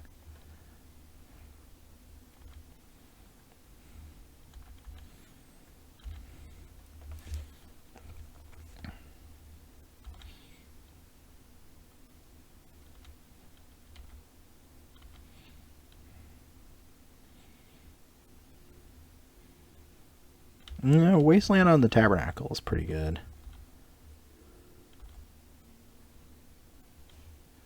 You just cast Atraxa? 1, 2, 3, 4, 5, 6. Yeah.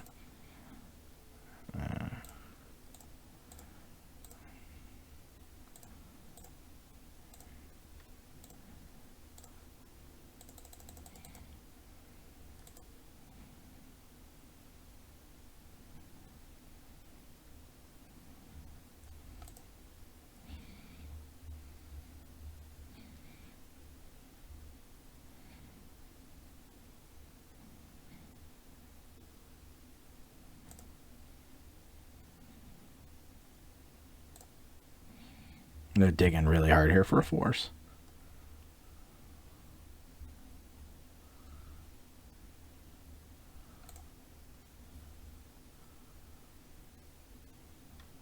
I think I clap back on this one because the chances of me drawing force plus blue card. Okay, they just didn't bother. Alright, so yeah, we can cut.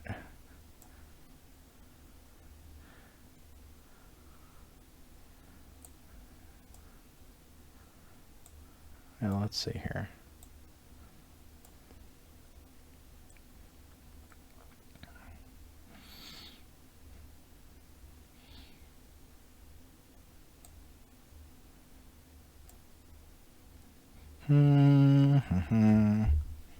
Oh, well, yeah, that makes sense.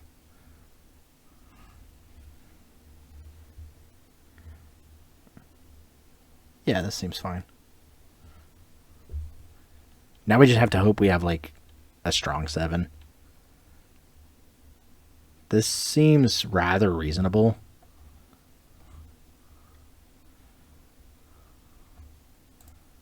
They're exiling, and they exiled a Force of Vigor. Woo.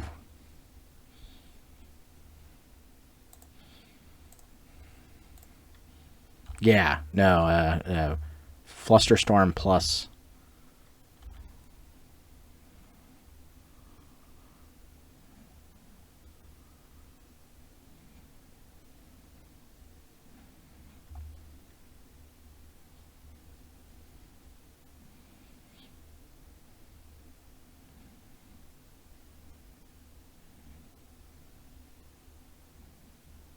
Like, they could upkeep Vigor it,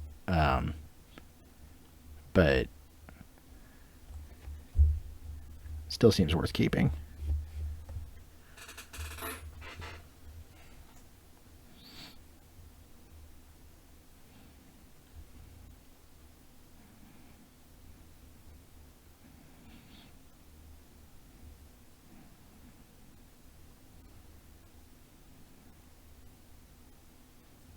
Yeah, yeah, no, that's for sure. Yeah, we can try and do the thing.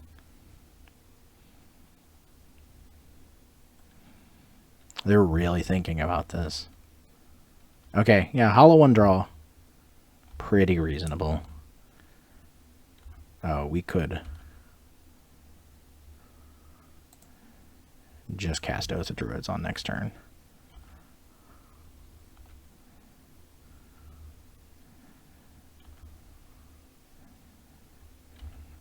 Yep, we will take 4. I think we'll cycle this Orient Revealed.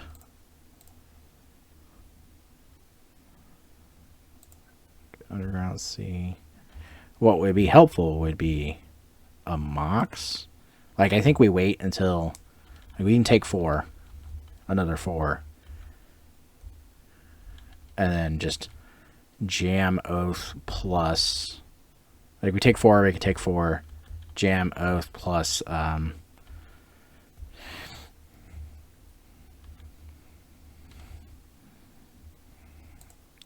And be able to hold up Flusterstorm.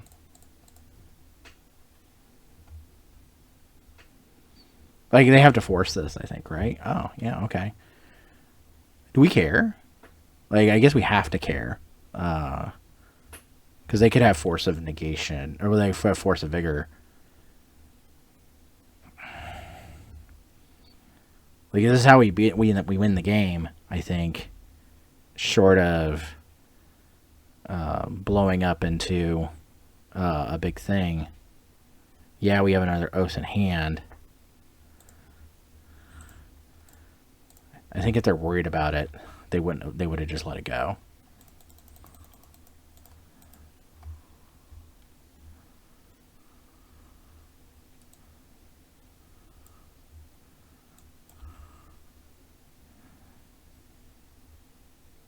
Oh, okay. They're just going to do that. Okay. That's fair.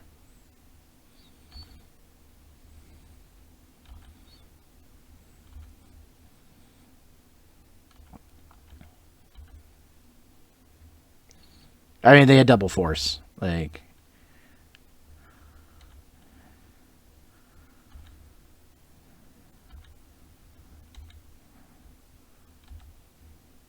so we just have to, like, I mean, or we do that.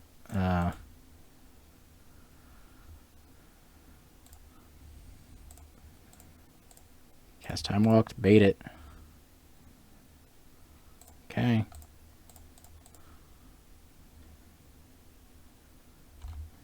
Yeah, they have to try for it.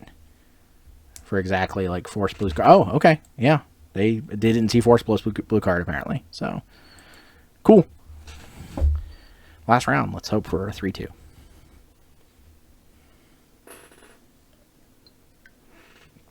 So apparently they didn't see Force Vigor or Force plus Blue card in the 3. So, yeah. Hey, last round. We are also on the play in this round. These hands have just been weird, like, tonight. Like, I don't like this either. Like, they didn't reveal Luris, I guess, so, like... Oh, that's better. Much better.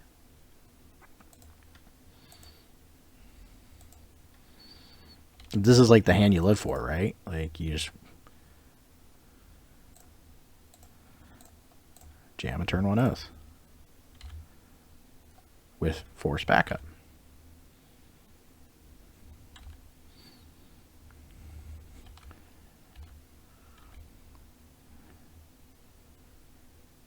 Yup. It's exactly what you live for with this kind of deck. Oh, the mirror. Lols. Ah, I hate the mirror so much. My God, do I even care about this? Ugh, it's so, I hate the mirror so much. I guess I have to let this ancestral resolve. Like, I hate having to do it, but it, like, oh, why? Oh, I hate the mirror. I'm so bad at the mirror.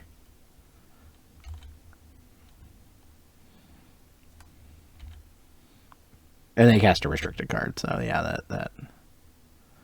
I mean,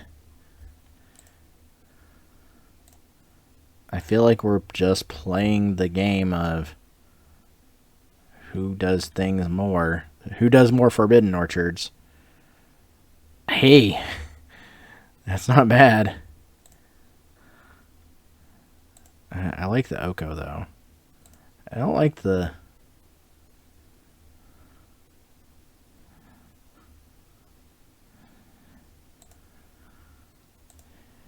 Maybe it really is just Lorien revealed. Like, as much as I hate getting rid of a Lorien revealed, like, the card, it does things. But I kind of want to keep Tinker, too. Like, I feel like Tinker kind of wins me the game if I can leverage it.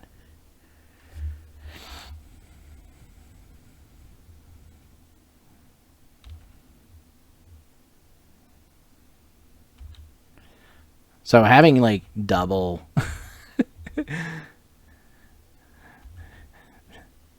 double Forbidden Orchards. Having more Forbidden Orchards than your opponent. Yeah.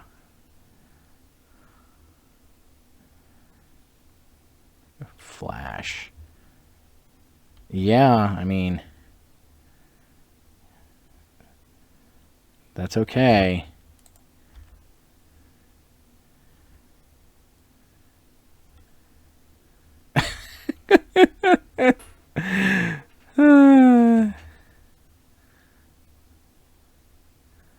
This is goofy.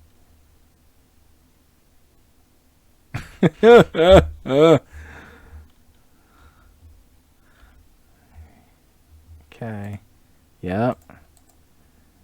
You cast another.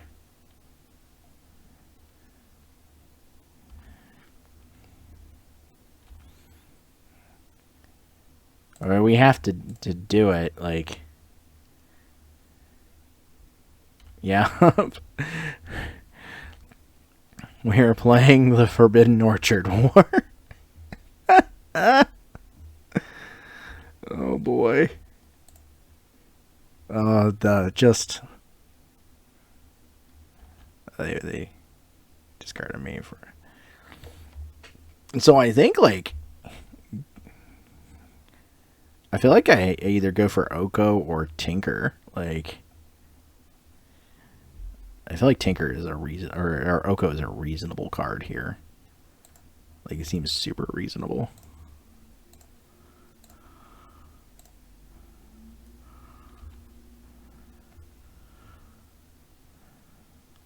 Like, I feel like you have to answer the Spell Personet. Yeah. Okay. Yeah, I will not pay for that.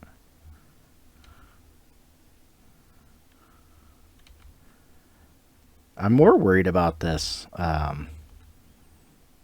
this show and tell that's in their hand. Like,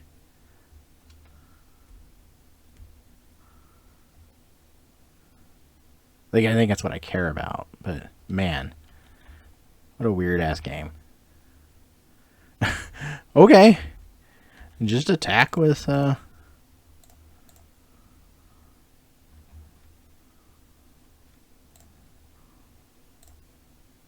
yeah, we will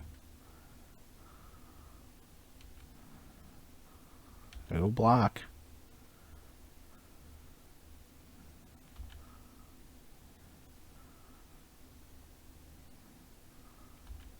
Yup.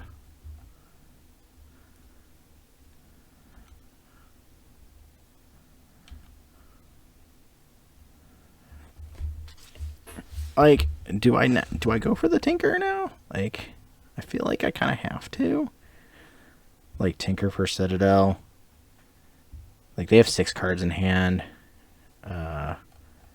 We know that they chose Atraxa out of one of those. They do have a Mental Misstep in hand. It is the question is, like, do they have another, like, blue card? Like, that's the real question. I think we have to kind of, like, go for it. And just hope that the force backup is enough.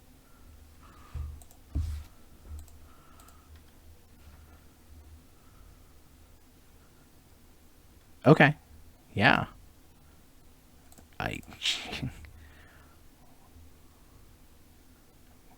We get to cast an Atraxa. Flusterstorm seems like a really good card. Yogwill seems really good. Underground Sea. Strip Mine. Let's see what's going on upstairs.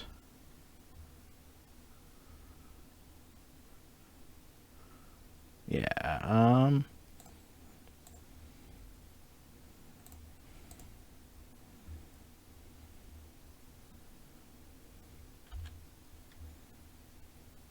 this is literally, it's Atraxa show and tell.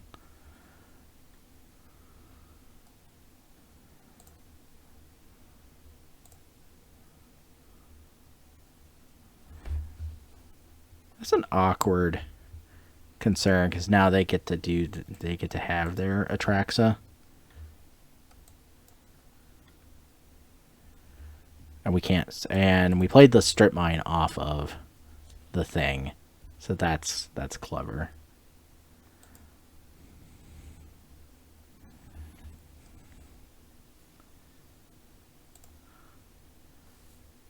Yeah, I mean,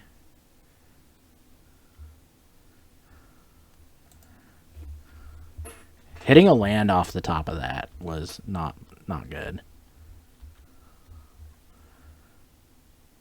So they have 5 cards in hand. 1, 2, 3, 4, 5.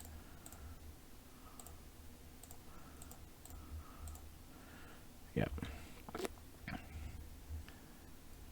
Like, yeah, hitting the land on the top of that that we can't do anything with.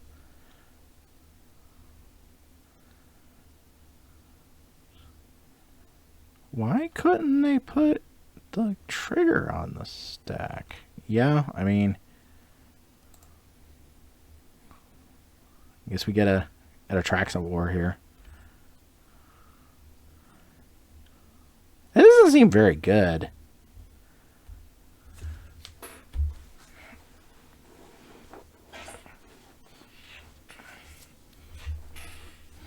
I probably should have forced negation that, but I think I'm okay with that because that Atraxa that they ripped was pretty bad. Plays Forbidden Orchard.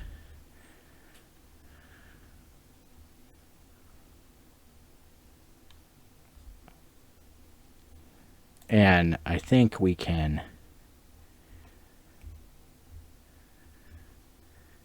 cast Yogwill.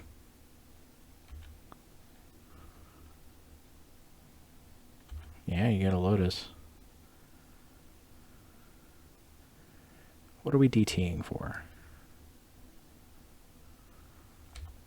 I'm okay with holding up for payoffs. Because if it's Time Walk, then I just fluster you.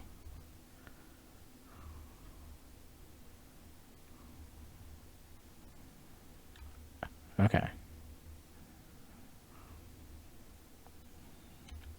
I like gaining more life.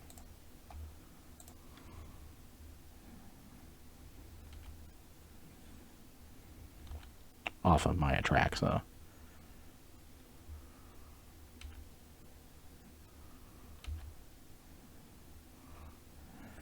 I mean, I guess we're playing this off the top. Alright, so we get to Yogwill. I guess, like, that seems...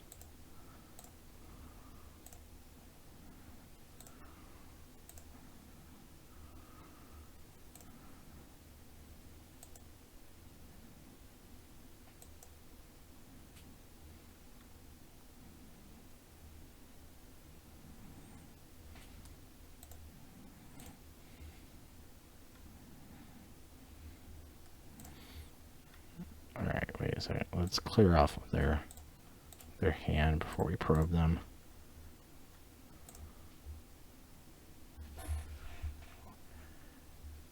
Let's see what they DT for. They DT for Time Walk. And they have a Force in hand.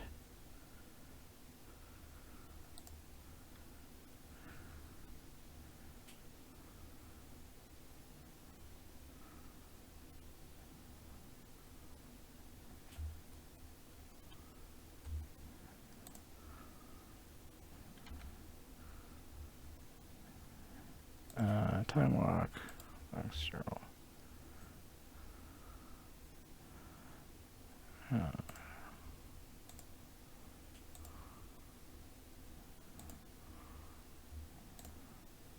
Done.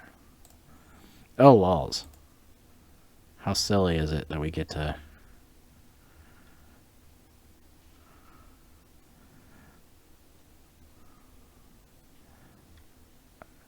I can't do that. Wow, that sucks. Vamp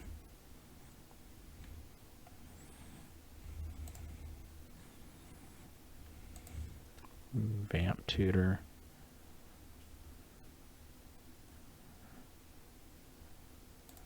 Lotus.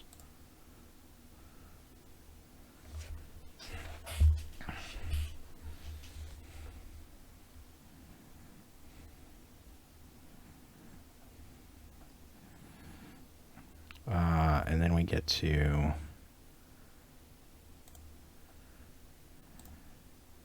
cast Time Walk.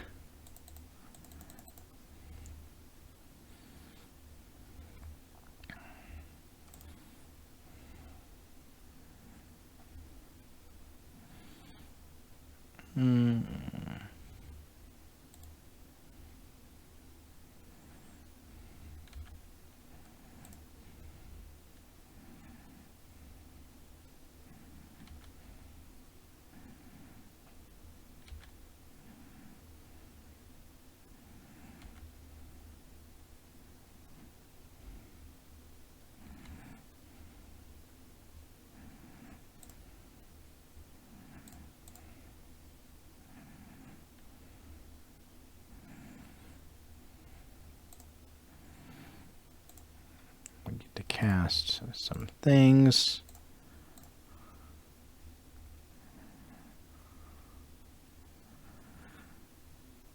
Okay. So we do get to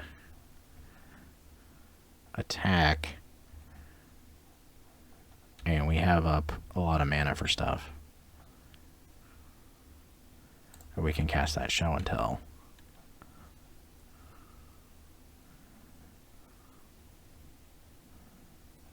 So even if they block here, like, this is profitable for me.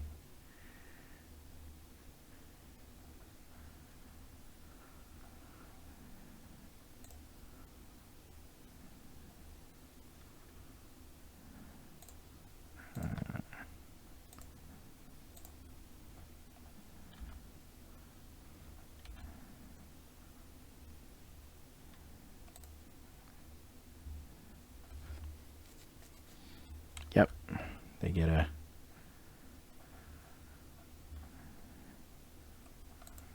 Oko, Force of Will, Demonic Tutor, Forbidden Orchard.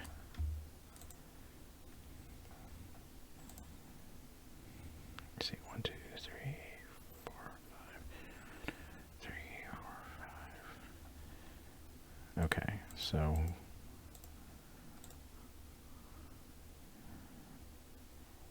we'll go green, blue, blue. We'll cast Oko.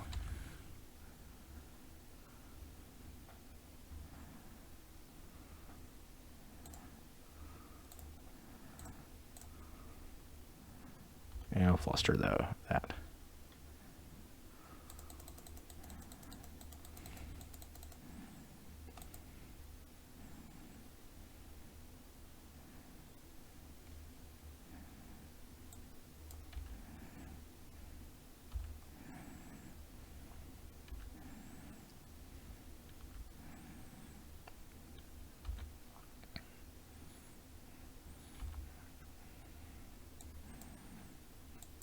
Oko gets to resolve.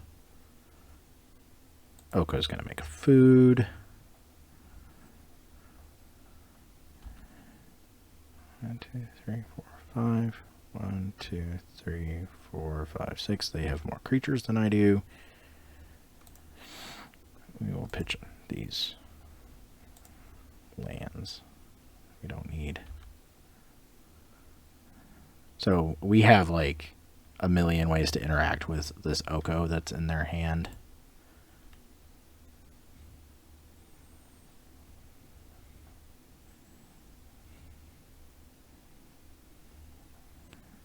So I think we just force a negation it.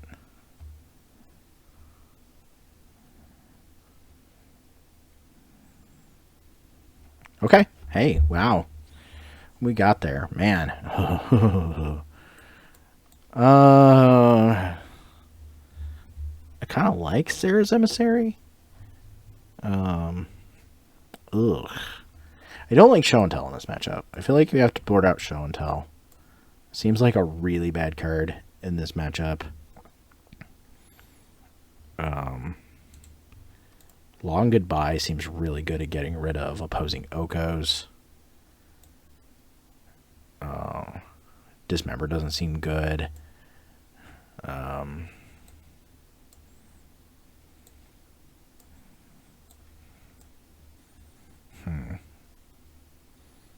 Like, I want to keep the Okos in because I feel like that's a good card here.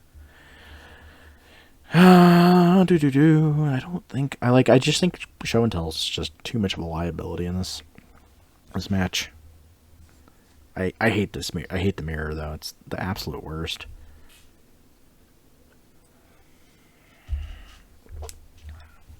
It comes down to who has more Forbidden Orchards, pretty much. Maybe Tabernacle to like. That seems interesting.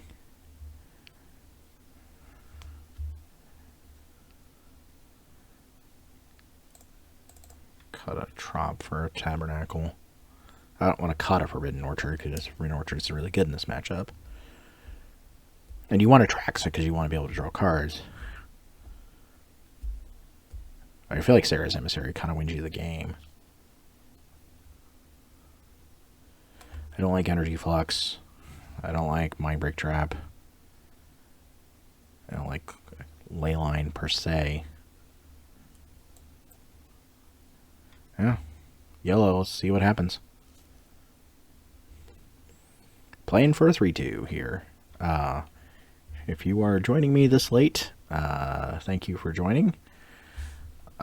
We are most assuredly playing some Oaths of Druids in Vintage, thanks to Magic Online, the Magic Online Creator Program. So thank you to Magic Online for allowing us to make this content for you all. So be sure to check out their program and also check out my link tree. And this will be up on YouTube, so like, subscribe, follow, all that fun stuff. See, I don't know if I like this hand or not. Like, it feels like it backfires on you. Like, if you have a turn 1 Oath and they just play the thing. I mean, I think that we kind of have to keep it. I feel like I'll put Atraxa on the bottom. Okay, yeah. We just misstep that.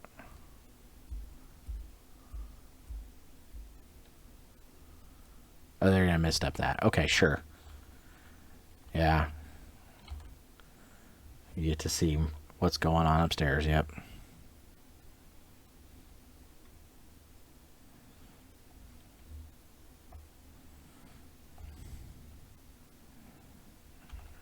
Ponderosa.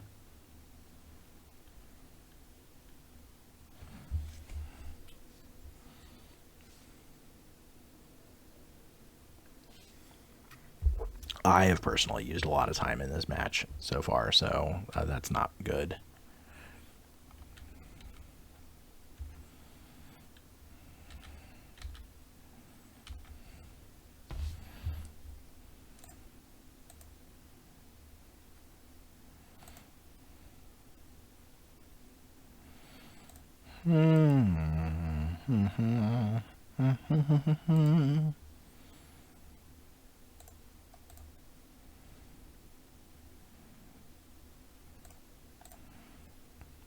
DT. Let's see if we can.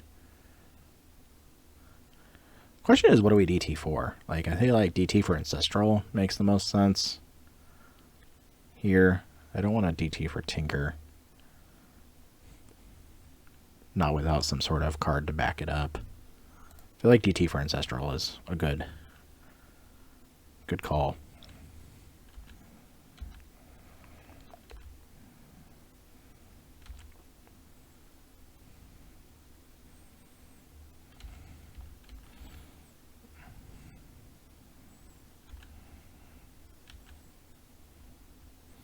I mean, we just draw the Tinker. Like, that seems pretty reasonable. We just, like...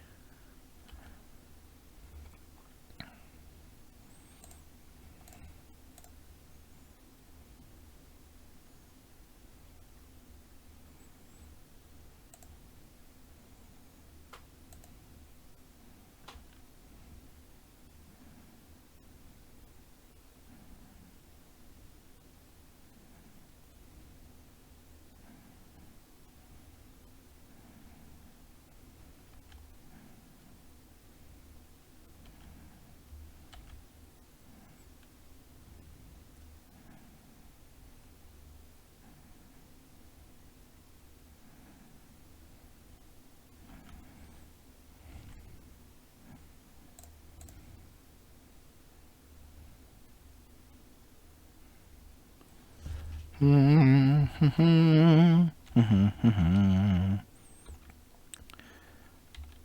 many more of us are all we need.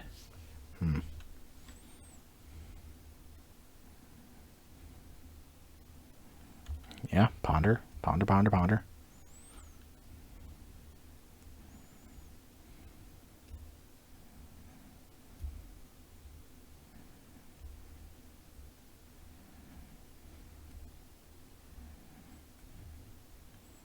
Chose not to shuffle. Okay.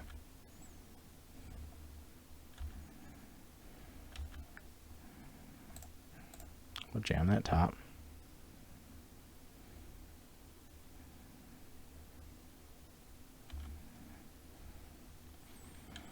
Just gonna play conservatively a little bit, like let them try and make a move.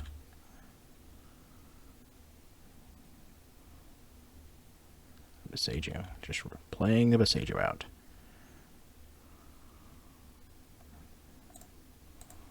And we'll spin the top.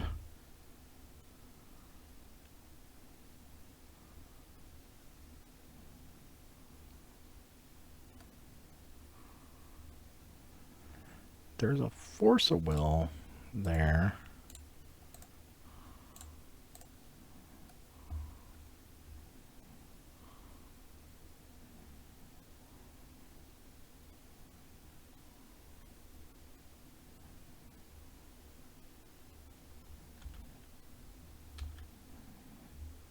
I don't want the other card,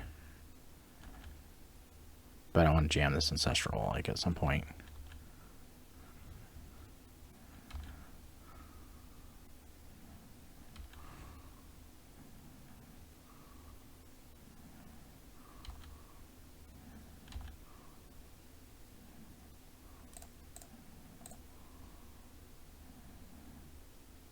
Okay. Oh yeah, so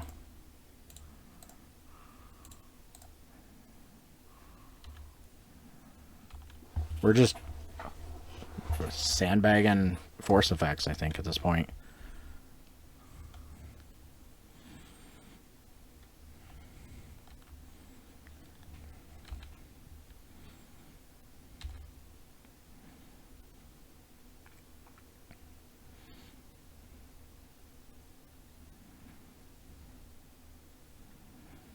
Yeah, that's fine. You can have the time walk.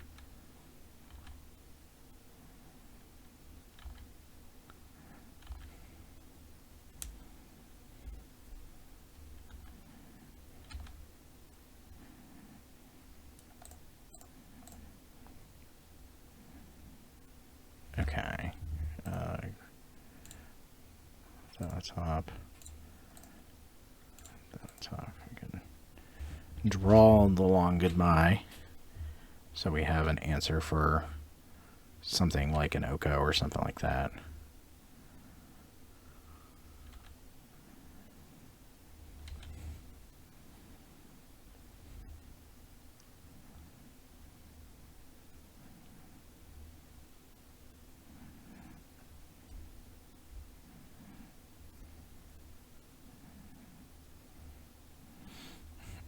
I guess how much do we care about their ancestral?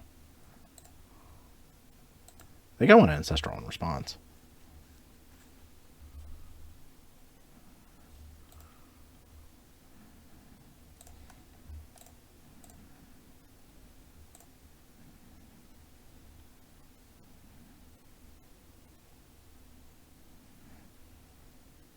Yeah, that's fine. You can have that ancestral.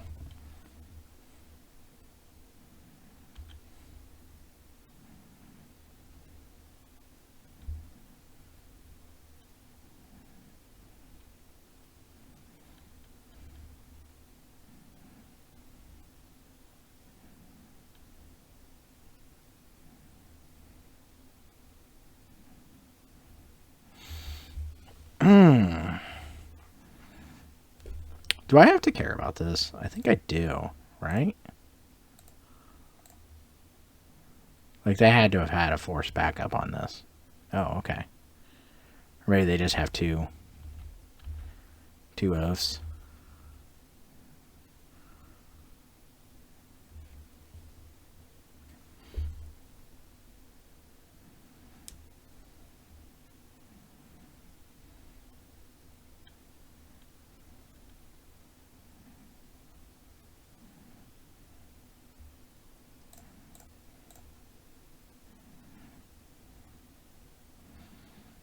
I mean, yeah, this is reasonable.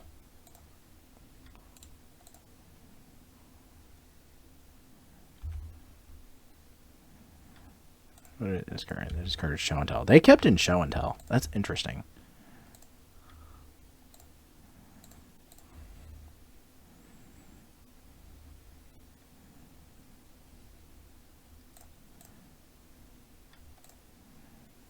I want to see what that third card is. It's an Oko.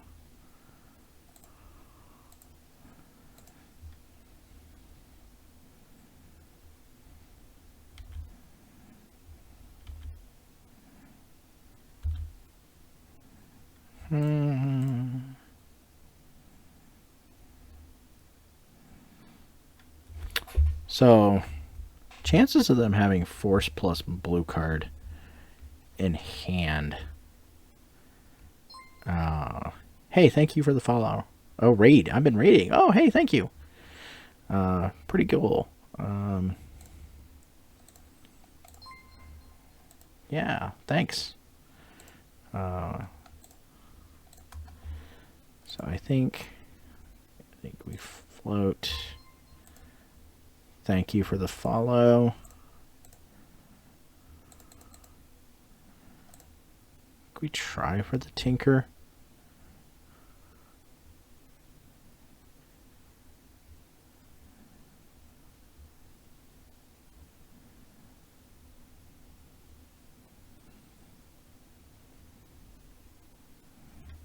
Okay. They put Spell Pierce in the... Just...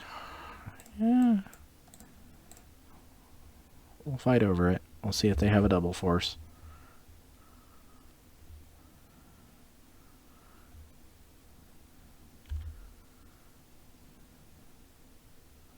Okay, they have another force. Let's...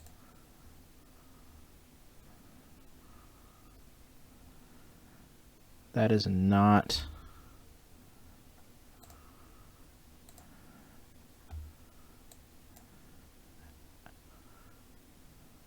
we play a land for turn? We did not.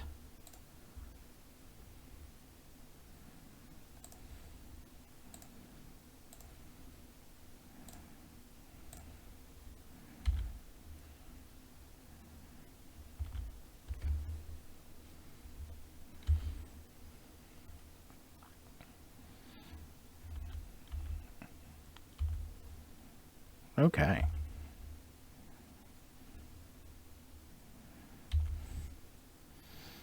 Thank you for the follow. Appreciate it.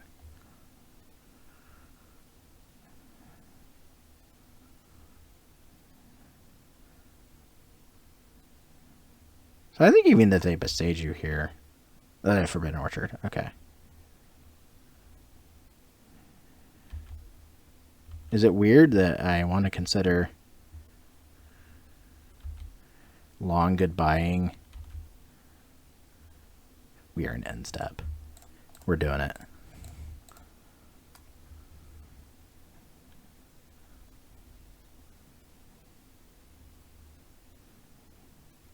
Well, long goodbye my my own token. Oh, ha! Oh, that was clever. Wow.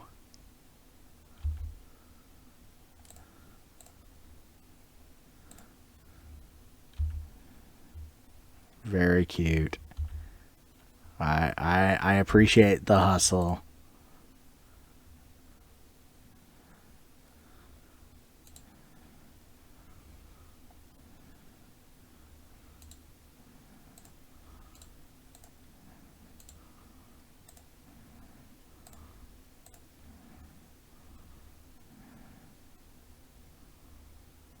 See if you have an answer to the Oko.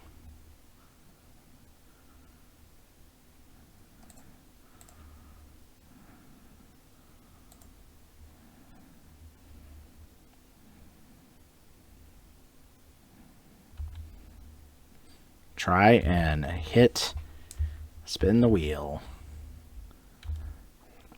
This is turn 10 in Vintage, by the way. Yeah. Wild.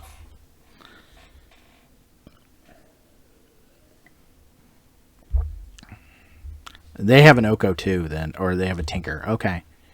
Yeah, Tinker.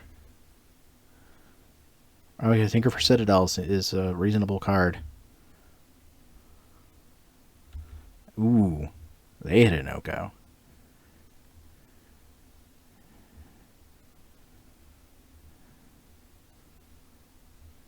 Incredible. Oh, just gonna do the thing. Hey, Ormsbengor. Wow, hey. We are knee deep in an Oath Mirror. It's the literal worst experience of my life. I hate the mirror so much. Oh, okay. Sure. Yep. Wow. That was a hit off of their. Wow. That was a hit. That was the like best hit that you could ever possibly hit off of your Citadel. The sand doesn't do anything.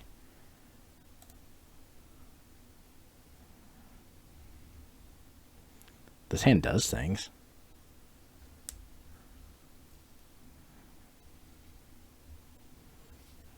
It's whether or not they have a force in hand is the question. But we get to peek first, so.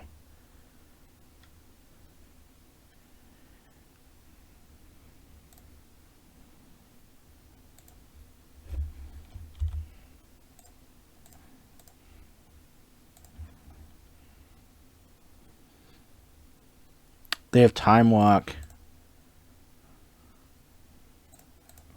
Absolutely shields down.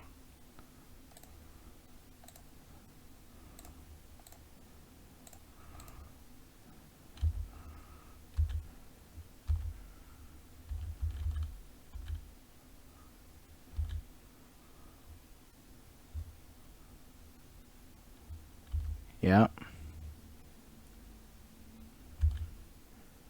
Oh, yeah. Wow, that was a hit. Yeah, you get a time walk.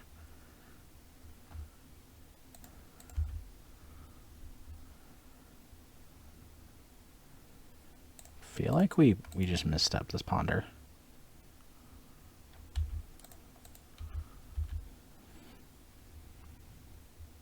Yep, we're taking one.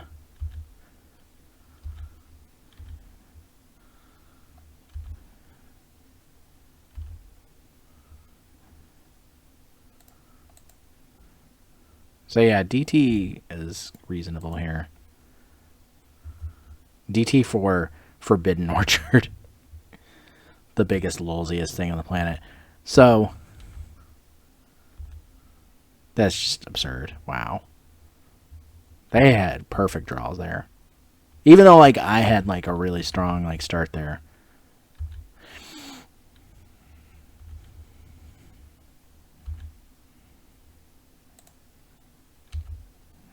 I just play the Tabernacle. I forced them to keep giving me creatures.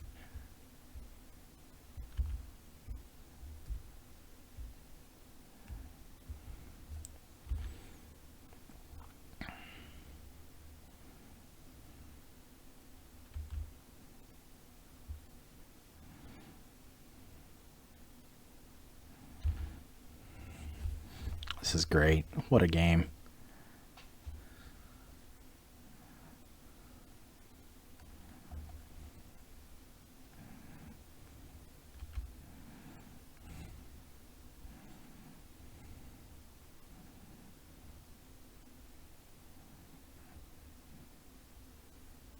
Oko's really good here. Holy cow. Ugh. I mean, yeah, that's totally fine.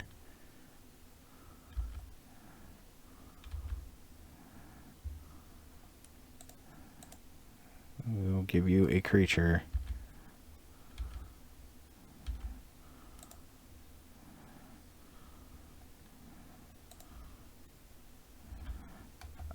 We will not pay for that.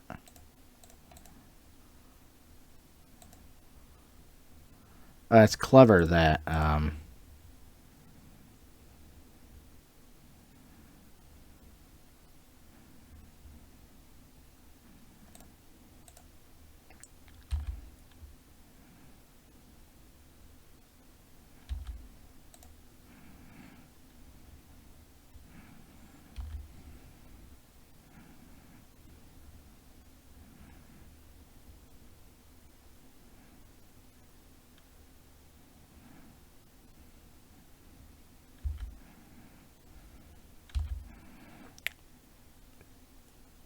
the loses all abilities aspect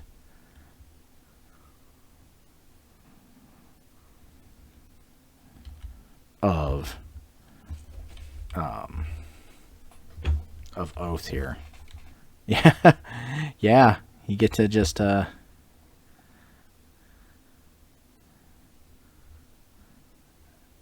Oath is backfiring on me here. Is what it's doing.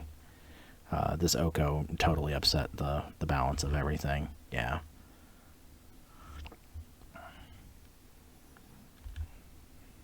It was good draws for my opponent, that's for sure.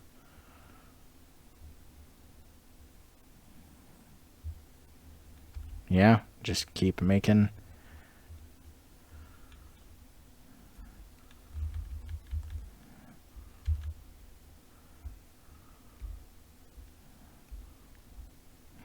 See, Oko overrides, so the Elks do not get the Tabernacle ability because of Tabernacle already being in play. I mean, I'm pretty sure we've lost. Like, I think they have a Spell Pierce in hand. I don't think it really matters what we do.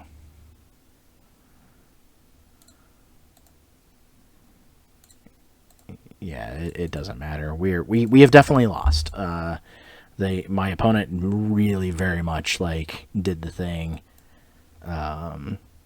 Like strong start, but like in the mirror, maybe not a good idea. But hey, we squeaked out a 2-3 on this one. Unfortunate as it is, but you know it is what it is. So vintage is vintage, and it does there's a lot of cool things you can do in this format.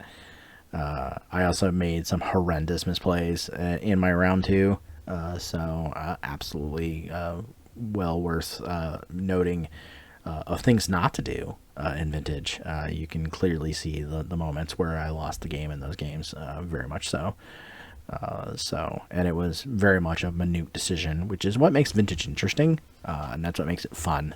There's a lot of interesting things you can do with this format, but like, man, the whole like minute decisions thing, it really matters quite a bit, and that's what makes the format fun. It makes it interesting.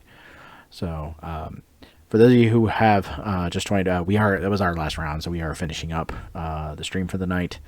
But I want to thank everybody for taking a watch and getting in there. Appreciate all the new follows, and I appreciate the raid. Thank you, Lunchbox13, for both the raid and the follow. So again, thank you again to Magic Online for their Magic Online Content Creator Program. Again, this will be on YouTube, so you'll be able to watch this later on. We will be back next week probably. I have to assume with probably some Legacy next week, and probably just alternate a little bit between formats. Maybe throw some Pauper in there somewhere. But anyways, hope you all have a great night. And again, hit me at the Linktree, linktreeerror.ee/FullEarthXP. Like, subscribe, and follow, and we'll see you all next time.